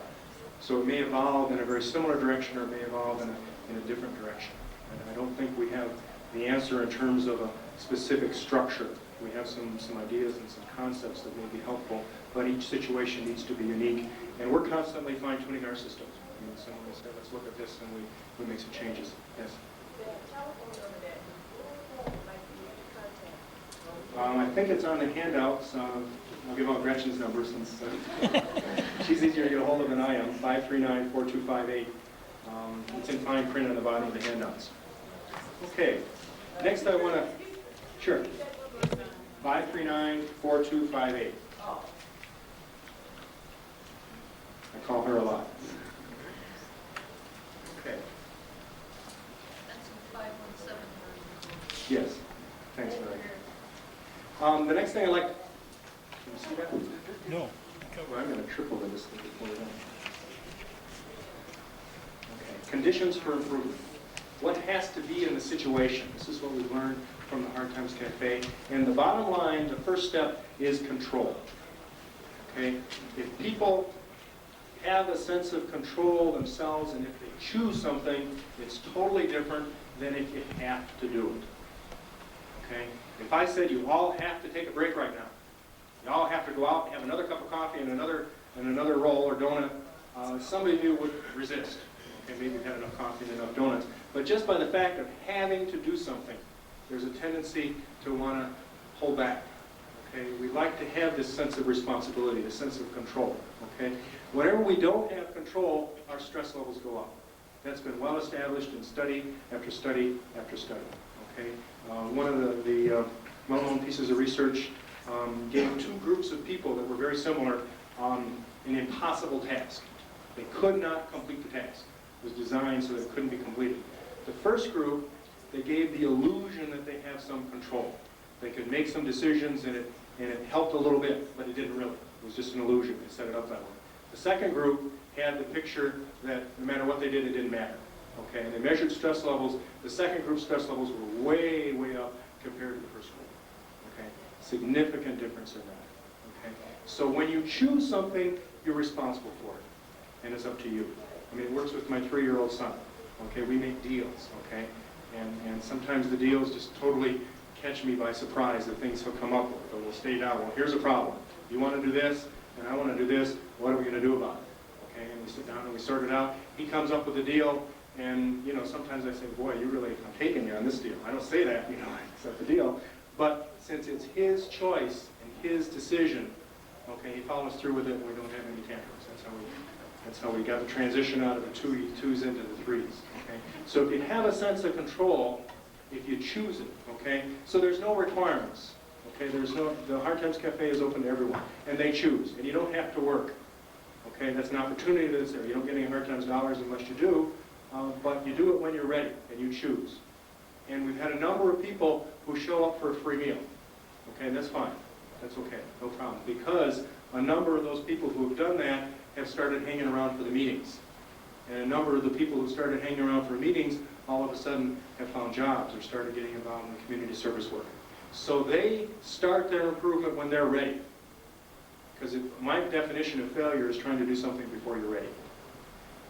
Okay, so the concept of being ready is something you sense within yourself.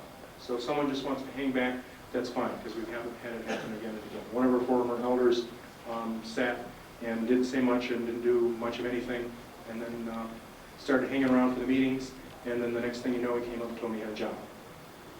Okay, that's good. No one putting the pressure on him. No one said, if you want this meal, you're going to have to work for it. The meal's there, you're welcome. And he got involved, and eventually he moved out of state. But everyone has a sense of control in the Hard Times Cafe. They also have control over the whole process. Like I said, it's consensus decision-making at the meetings, and that's the first rule we established in the program. All decisions are made on Thursday night. Okay? Gretchen and I have virtually no power in the program. We can get overruled at any minute. Okay? They can fire us if they want. At any Thursday night, our job could be in jeopardy. Okay? We don't run the program. We don't have any real true power in terms of how it's designed.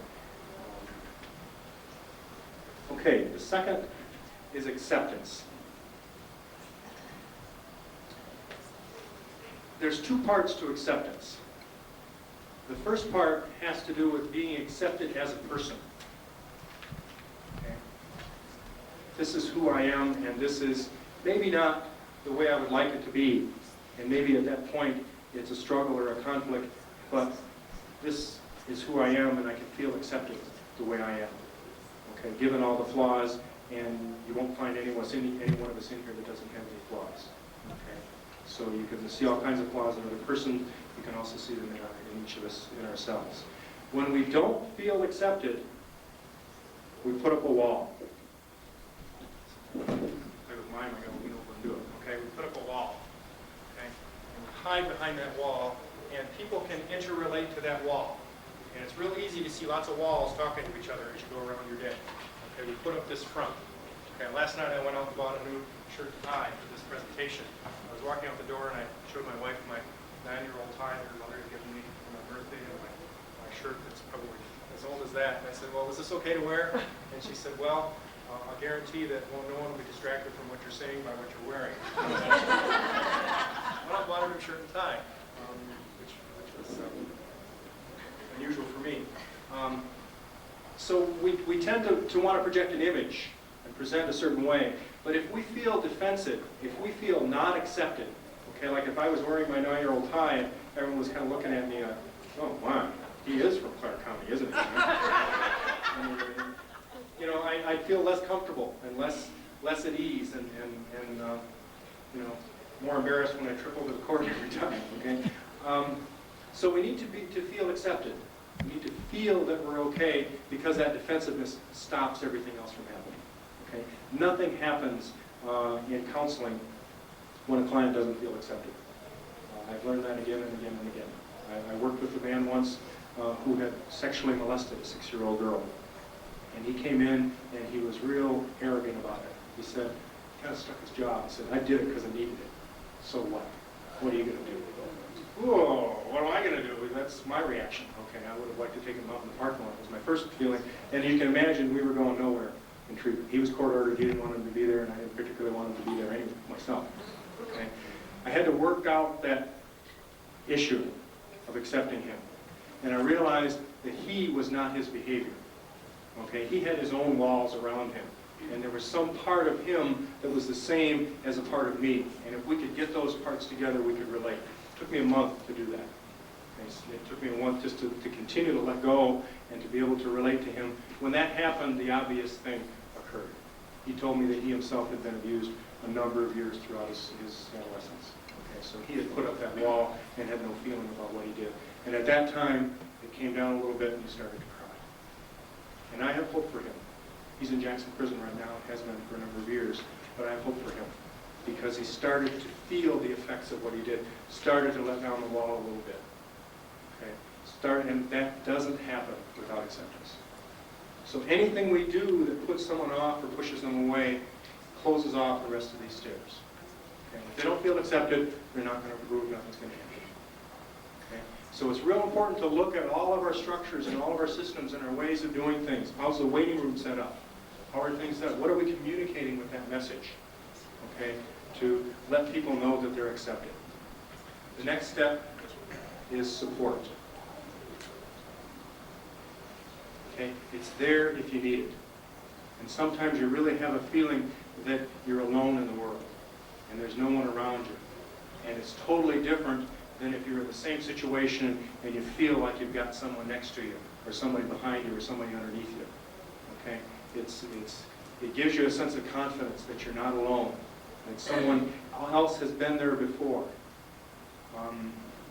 Support also has a very simple meaning. Okay? Support can mean getting a ride to your work site or getting a ride to the meeting. Gretchen worked it out so any patron can get a ride to the meeting. That's a real important part of the program. Okay, so support, take away that ride, and that ends it for many people. We're done. No involvement with the Hard Times Cafe. Okay, a real simple thing. Get a volunteer to go pick them up and work it out. But that kind of support is essential. So there's interpersonal support, and then there's support for getting things done. Okay, that's how the Fun with Friends Cafe evolved, is because we needed some place for the kids during the meeting because it was getting too wild with kids running around and stuff. Okay, so we needed to set up some support for the children, for the parents, and that turned into a support system for the children. Okay, the support within the Hard Times Cafe is something that evolved. We didn't create it. We didn't say, okay, now let's build support here, and how do we get our tools and work this out. That evolved by putting people together and having them have a sense of control and being accepted. Okay, and then there were some of the simple ways that we had to provide that. The next step is opportunity. Think of where you might be if you didn't have any opportunities.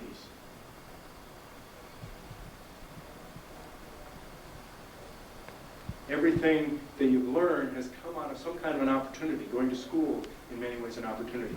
Going to school for other people is not an opportunity. People who don't fit into the learning style of their early classrooms, it becomes a negative experience rather than an opportunity. We need some chance to try something out, to feel our way about, to figure out what we can do, to figure out what we can't do.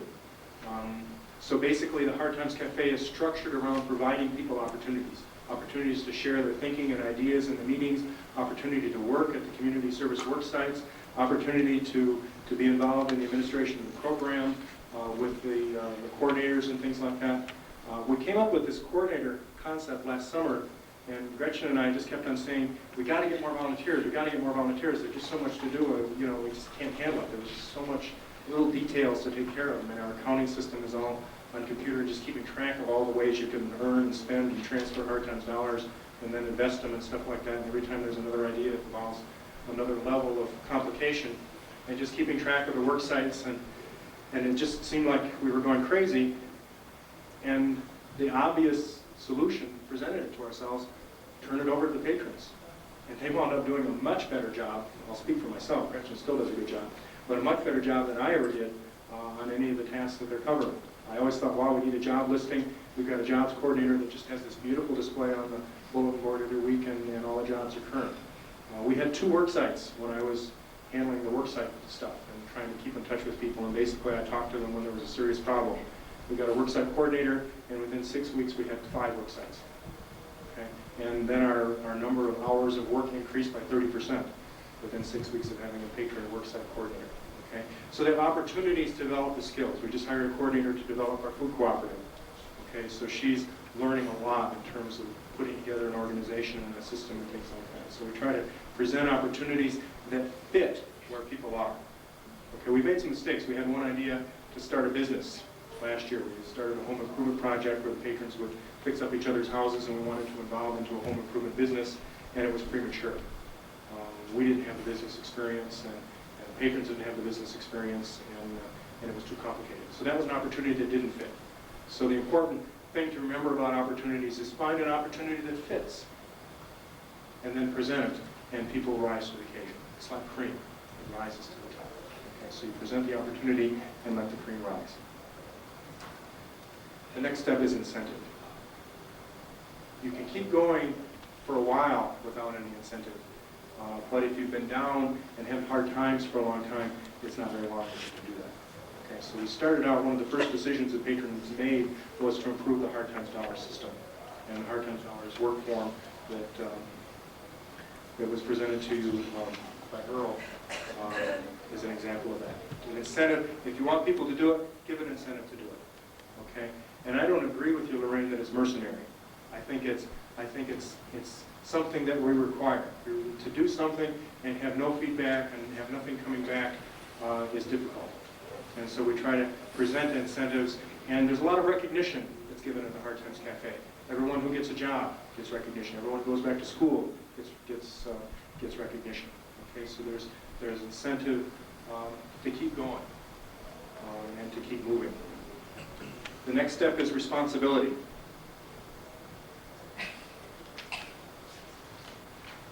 The step after that is reward, but I'm going to take more than the time because my paper's falling off.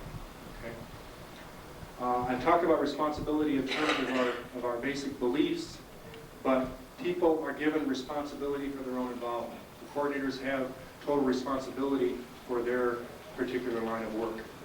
They have to deal with it. It's up to them. Okay, and you learn from the consequences. So there's a mistake or a conflict. We had some disagreement between our coordinator and our assistant coordinator, so we worked it out, and they worked out a new system on how to relate in a different way. Okay, but it's up to them to work it out. And without responsibility, have no responsibility, it's like nothing matters. Okay, so if you want people to improve, that's an important criteria, an important part of it, that they're responsible for themselves. I think that's part of what the social contract is trying to do, is to give people a sense of responsibility, but I think these other steps underneath it are critical before you get to that step. I think that's a really important part. And the next one is the reward. And that reward takes many forms. I think that the least reward in the Hard Times Cafe is the income support that people get. We have an exchange rate that we calculate. We have this little device that helps us always have a balanced budget. I don't know if it would work for an apartment level, but we have an exchange rate, and it depends on how much we have in the checking account each week. Okay, so we take half of what we got in our checking account and divide that into the total amount of Hard Times dollars that people have earned so far and not spent, and that comes up with our exchange rate. It's been as high as 13 to 1. And I was fretting for months and months and months about that exchange rate. So 6 to 1, 7 to 1. That means if you got a $200 rent payment, it's going to cost you $1,400 to make that payment. Okay, so there's a lot of transfers going on and a lot of difficulty. It's down to 3 to 1 right now, which is the best it's ever been. But when it's at 6 to 1, people are working for $1 an hour. Okay, when it was 13 to 1, they were working for 40-some cents an hour. Okay, still, somehow we kept on growing and people kept on working, and there was no lag. If you look at a curve of the work hours, it's just continuing to increase. Okay, there's no relationship between the quality of the work or the amount of the work and the exchange rate, none whatsoever. Okay, the rewards are more about than that. The rewards are the sense of being productive, the sense of belonging to something and building something larger than yourself. Okay, the sense of importance that you get by creating something that you're responsible for. Okay, those are the conditions for improvement.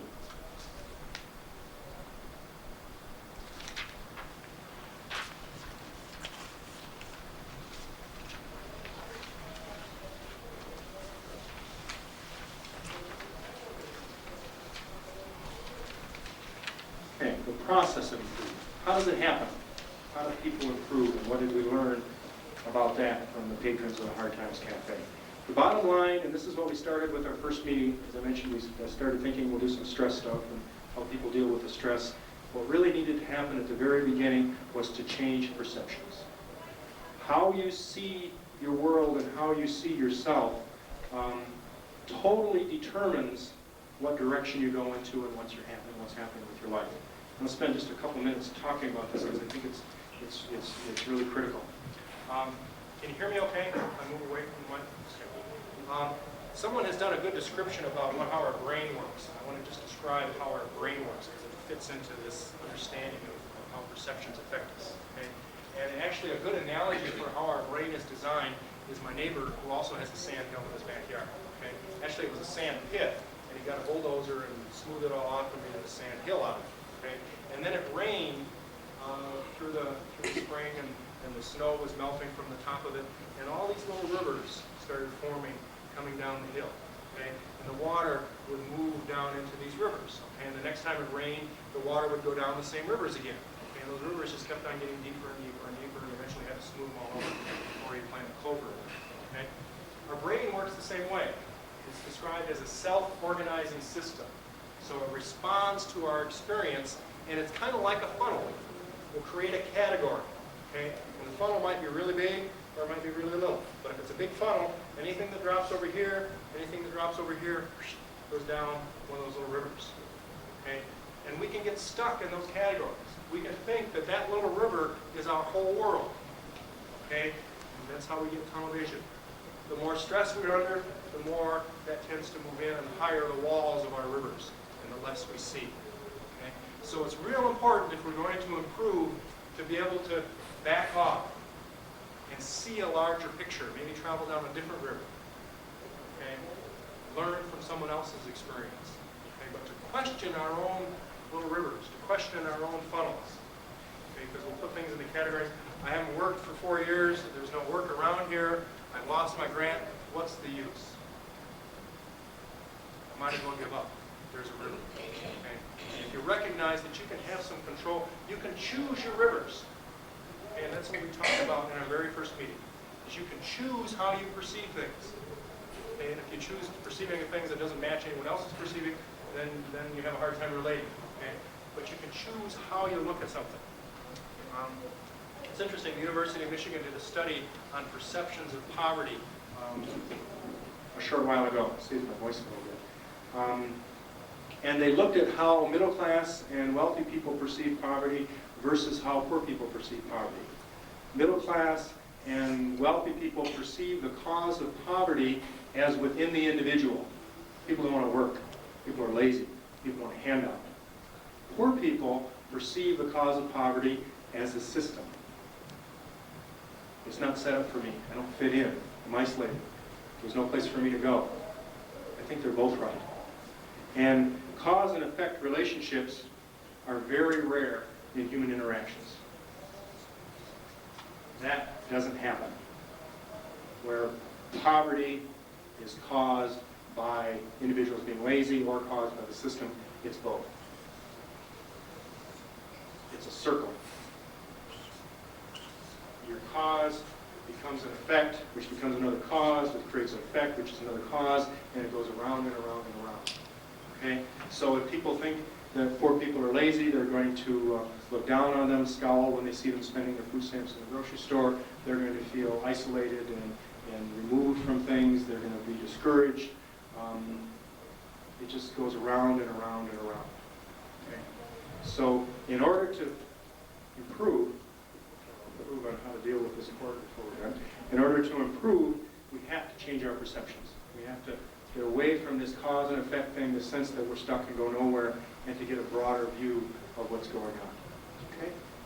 The next step is to participate. And the first four letters of that are part. To be a part of something. Okay? To have a share in something. Okay? You need to be able to do something, to be involved. You don't improve by being a bystander. Okay? No one watching a football game becomes a better football player. You have to put it into practice. You have to do it. You have to be involved and be a part of it. The next step is to give and receive support. Both are important. Actually, giving support empowers you in many ways more than receiving support. There are times when all of us have needed support in our life. Any one of you can look back within 30 seconds and think of probably at least 2 or 3, if many more, if you had more time, times when you needed support. When somebody helped you out, got you through a hard time or a difficult time. So we all need to receive support. But when you give support, there's a whole different feeling. Okay? Then you have a feeling that you're stronger yourself. Okay? That you're in contact with someone. Okay? When Lorraine offered to give that family a place to stay last night, even though she doesn't have really much room in her mobile home, there was a sense of energy and power about her that fortunately I see more and more all the time. But she was reaching out and helping someone. She said, I don't care about the risk.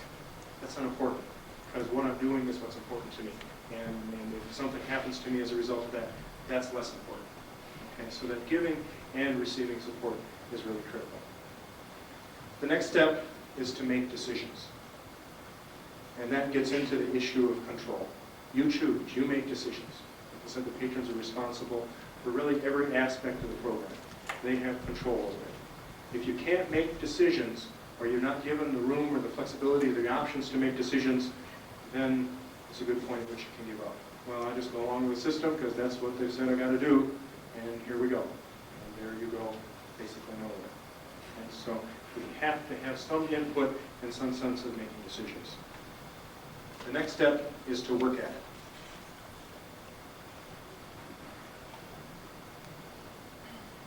The Pope, last time he was in the country, I didn't hear what he said this time, but he said last time, which was a few years ago, that work is as important as income.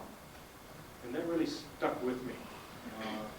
That everybody needs a sense of being productive. That it's really part of our human nature. Actually, I got his writings on that because I thought about it so much, I finally got a hold of what he wrote about that. And he talks about that our need to work is part of our nature. Just like the ants, okay? You don't see ants kind of laying back in the sun, you know, taking it easy. You're going over in the shade taking an ant, okay? They work. That's what they do. And I think work gives us meaning, gives us a sense of accomplishments, a sense of productivity. Okay, it gives us a sense of control over ourselves. We also need to succeed. We need some success. And I'll give you a definition of success that I think fits best what we're talking about. Success is living according to what's important to you.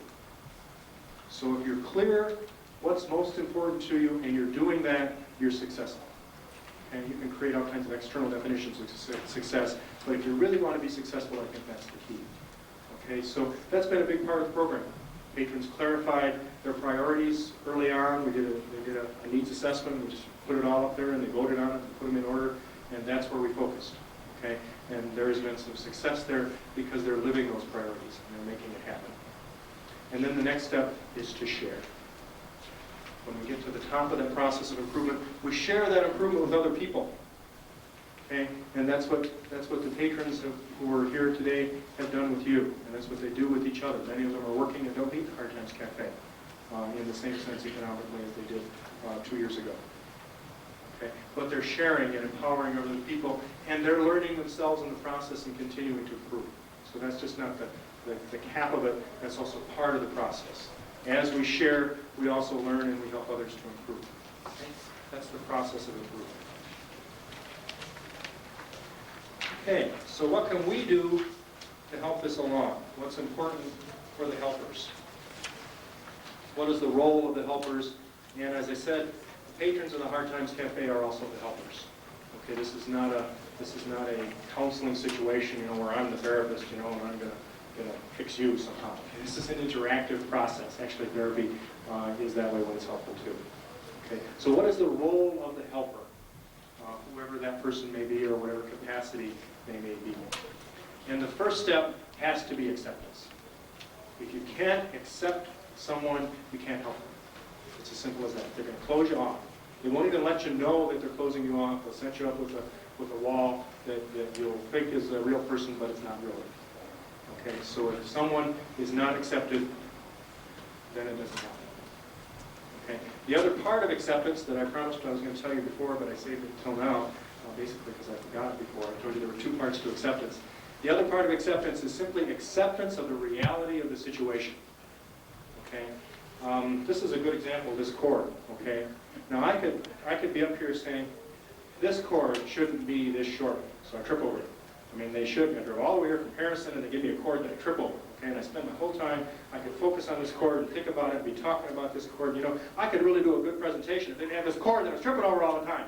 Okay, but the bottom line is the cord is here, and there's no way to get it fixed before we're done because we've got a break in 15 minutes anyway. Okay, and so far I haven't tripped over it. But if I accept the fact that this is limited, and I can't walk all the way over, and I can't do what I like to do and move around as much as I can in presentation, then that's the reality that I have to deal with, and that's what's there.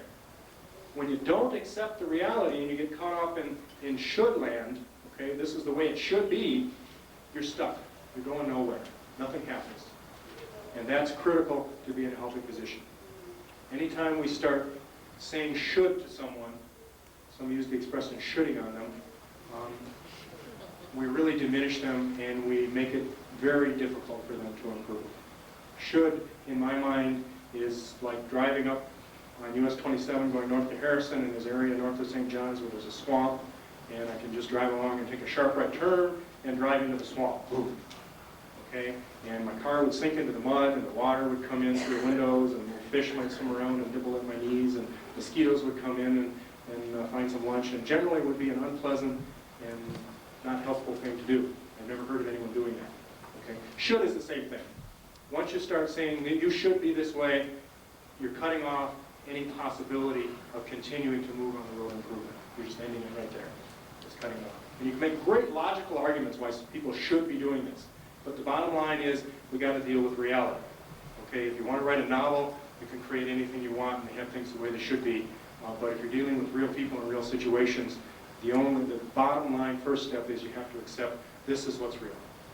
I don't like it, maybe, I don't agree with it, maybe, but this is what's there, and this is what we've got to do. That frees you to see your options and your opportunities and deal with it. The next step is to respect. That's real close to respect, but we need to see ourselves in that other person, because we have a lot that we share. And we need to treat them as we would like to be treated. Because again, if you don't feel respected, okay, even if you go to the grocery store, okay, I mean, I bought a tape for Clarence to put into the video this morning in Myers on the way over here, and the clerk was friendly and respectful. But if she had kind of looked at me and said, no, on a tape, on one of those kinds, you know, I would have felt, it would have stuck with me for a little while. Okay, and I would not go to her line again if I was back in the same line, so I would avoid it. So if you don't feel respected, end of situation, you're not going to be helpful. Okay, real quick. The next is to listen. And let what you hear change you. Okay? Listen and let go at the same time. Listen to feelings. Listen to perceptions. Listen to concerns. Listen to confusion. Listen to the whole picture.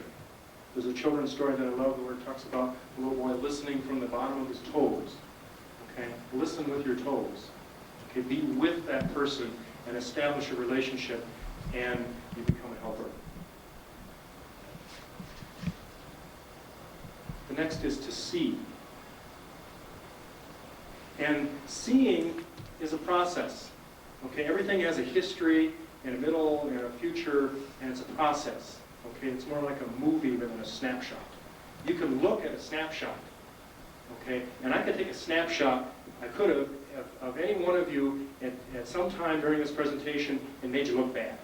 Okay? I could have caught you maybe scratching your nose or you know, something, blinking even, you know, look like you're asleep or something like that, and say, here, look at this person sleeping in my presentation. You know, and send it back to your boss and say, get them fired. Okay? They were sleeping during my presentation. Okay? And you might have been blinking. Snapshots can really, really send us in the wrong direction.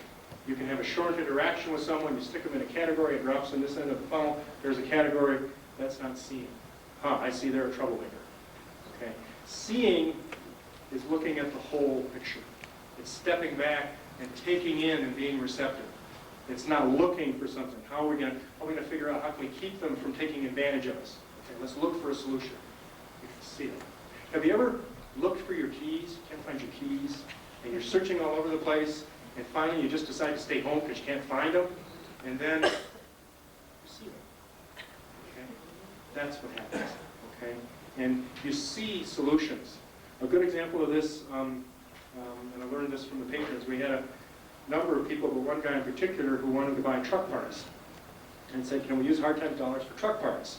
And since we depend on donations and people are digging into their pockets and it's a poor area anyway, we really are clear about guaranteeing to people who support the program that it's only used for necessities. That any of the vouchers they get can only be used for necessities.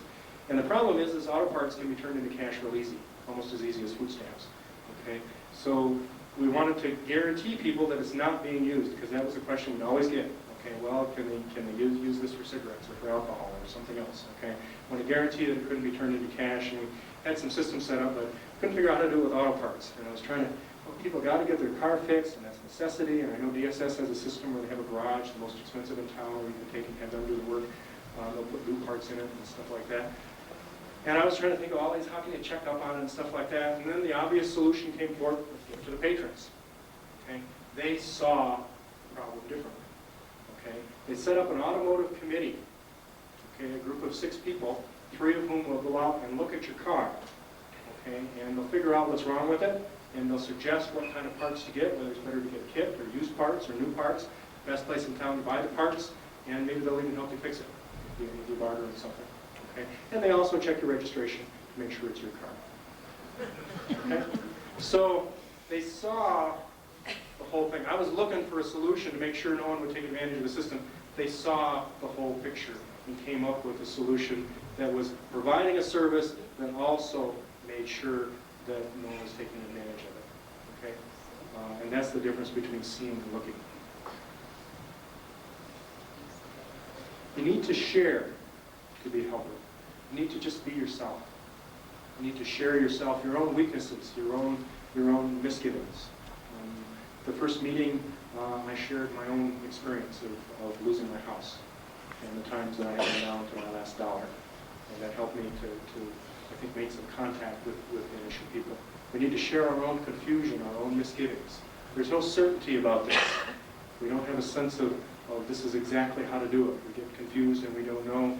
And when we can share that certainty, when we're not trying to present some kind of an image, but we can share ourselves with someone, then we can be ourselves and we can grow together. But as soon as we're trying to hold back, well, I don't want them to see this part of me or something like that, okay, then we cut off ourselves as a role helper. The next step is to join. And I use join in the sense that it's used in family therapy. That was part of my initial training was in family therapy. And when you join with a family member, you see the world from his or her perspectives. Okay? And I do a lot of work with couples, and a lot of times I'll start out with the individual, and then they'll bring the spouse in. And I always tell them, I'll need to join with your spouse for the first couple sessions. And it may sound like I'm taking their side, and that's exactly what I'm doing. I'm trying to see it from their side so I can have a balanced perspective. Okay, so it's basically putting yourself into their shoes and seeing it from their perspective and letting that make sense. Seeing it until it makes sense to you. Because if their perspective, 3 more hours? 3 minutes. If their perspective makes sense to you, then you can relate. Then you can have an understanding and move from there. Okay? My son said to me the other day that strawberries come from mixing berries and straw. Okay? And that made sense to me. Okay? I could see where he was coming from. I could follow his logic. Okay? I didn't necessarily agree with it, but I could follow it. Okay? And we talked about that. And, he saw me putting straw around the berry plants, and then he saw berries coming out. Yeah, makes sense. Okay, and then to challenge. To keep the challenge to fit the needs and the capabilities of the people, and to raise them up. I was in a dance company in my younger days, and it was an improvisational theater in East Lansing, actually. And once the director at rehearsal told me to just go out and to dance helplessness, do an improvisational helplessness. Okay, so I just got into it. I was really wallowing around. Oh, nothing, I really got into feeling helpless. And then he told this woman in the company to come out and improvise in response to me. Okay, and she was a woman who had grown up on a farm, and she was small, but she was really strong. And I thought, oh, she's going to come and save me and pull me up and lift me and things like that. And she came and she sat on me. I was down on the floor wallowing in my helplessness, and she sat right down on me. And I was like, oh, man, wait a minute. Okay? And then she just leaned on me, and I'd start to move away, and she just kept on putting pressure on me, leaning on me. Okay? And I had no alternative but to respond to that pressure, and the improvisation evolved so that at the end I was lifting her and moving around. But it was by giving me that challenge, not weakening me by pulling me up. Okay? I broke my arm in high school, and it was during wrestling season, and I got the cast off the last week of the season, and I thought, wow, I can still make it back to the tournaments. But I was way off on that because my arm was significantly weaker. It had healed completely, but from having the cast, my arm was much, much weaker. Okay? And I think that's what giving a handout and not challenging people does to them, is that it weakens them. Okay? I'm going to ignore Gretchen just for a couple of minutes because I got one more here to put up. And then we'll take some time for questions. This is another process of how to become an effective helper.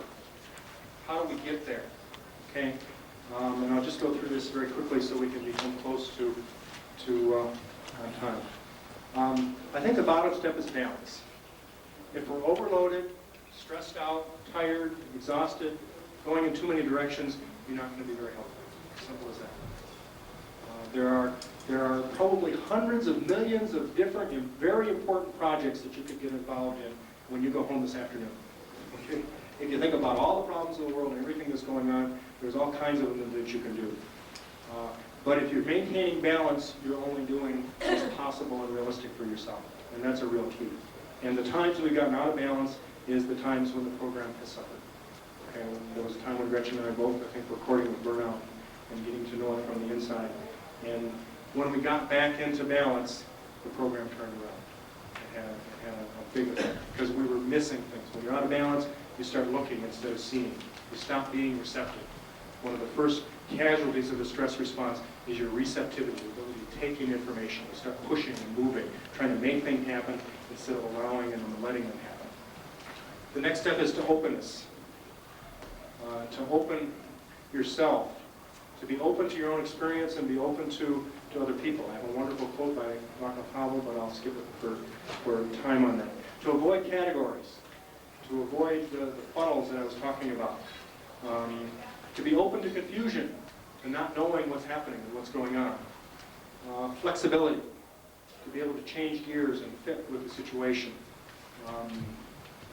I talked about the first meeting and how we had to change our whole approach to how we were focusing on that. And I think particularly in working with poor people that require us to be flexible and to let go of our preconceived notions.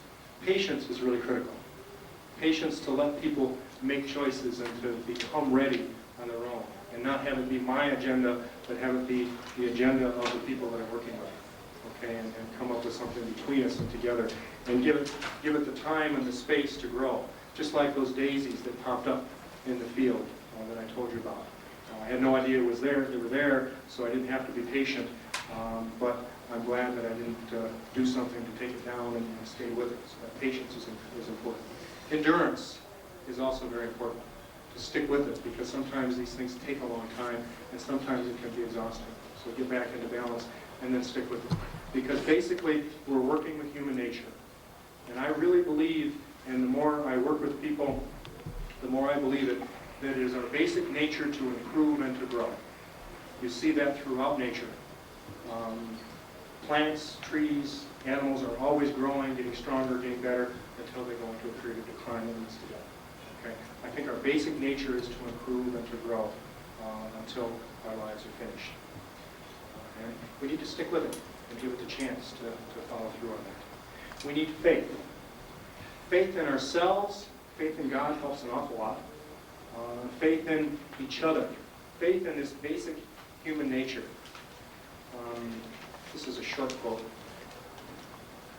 In a world of global civilization, only those who are looking for a technical trick to save that civilization need feel despair. But those who believe in all modesty in the mysterious power of their own human being, which mediates between them and the mysterious power of the world's being, have no reason to despair at all. And if we have that faith in our own basic human nature and the human nature that we share with everyone around us, that goes a long way to help us become an effective helper. And that leads to wisdom. And I define wisdom simply as the ability to see things as they are. Okay? It's not something you get a degree in, or not something you accomplish. It's an ongoing process, and it depends on where you are. You may be very wise in some situations and totally incompetent in others. Okay? But wisdom is the ability to see things as they are. And as you go through these steps and to keep into balance and open yourself and be flexible and have the patience and endurance and faith to keep going, I believe that we can attain that wisdom and that we can keep that alive. It's not something static. It's like I know I have a watch that's 2 minutes over time. It's something that's living and growing, so we can have a continuing wisdom, and programs such as the Hard Times Cafe can continue to grow and evolve, and so can the people that we work with. I apologize that we don't have time for questions, and apologize for the hurrying, but I really appreciate your interest. I would invite all of you to come up to visit the Hard Times Cafe. I think the address is on one of the handouts, and so is the schedule, so feel free to come up, and we'll stick around for a little while later. I think they're going to pick us up so they can prepare lunch. They're already starting to do that, so thank you much.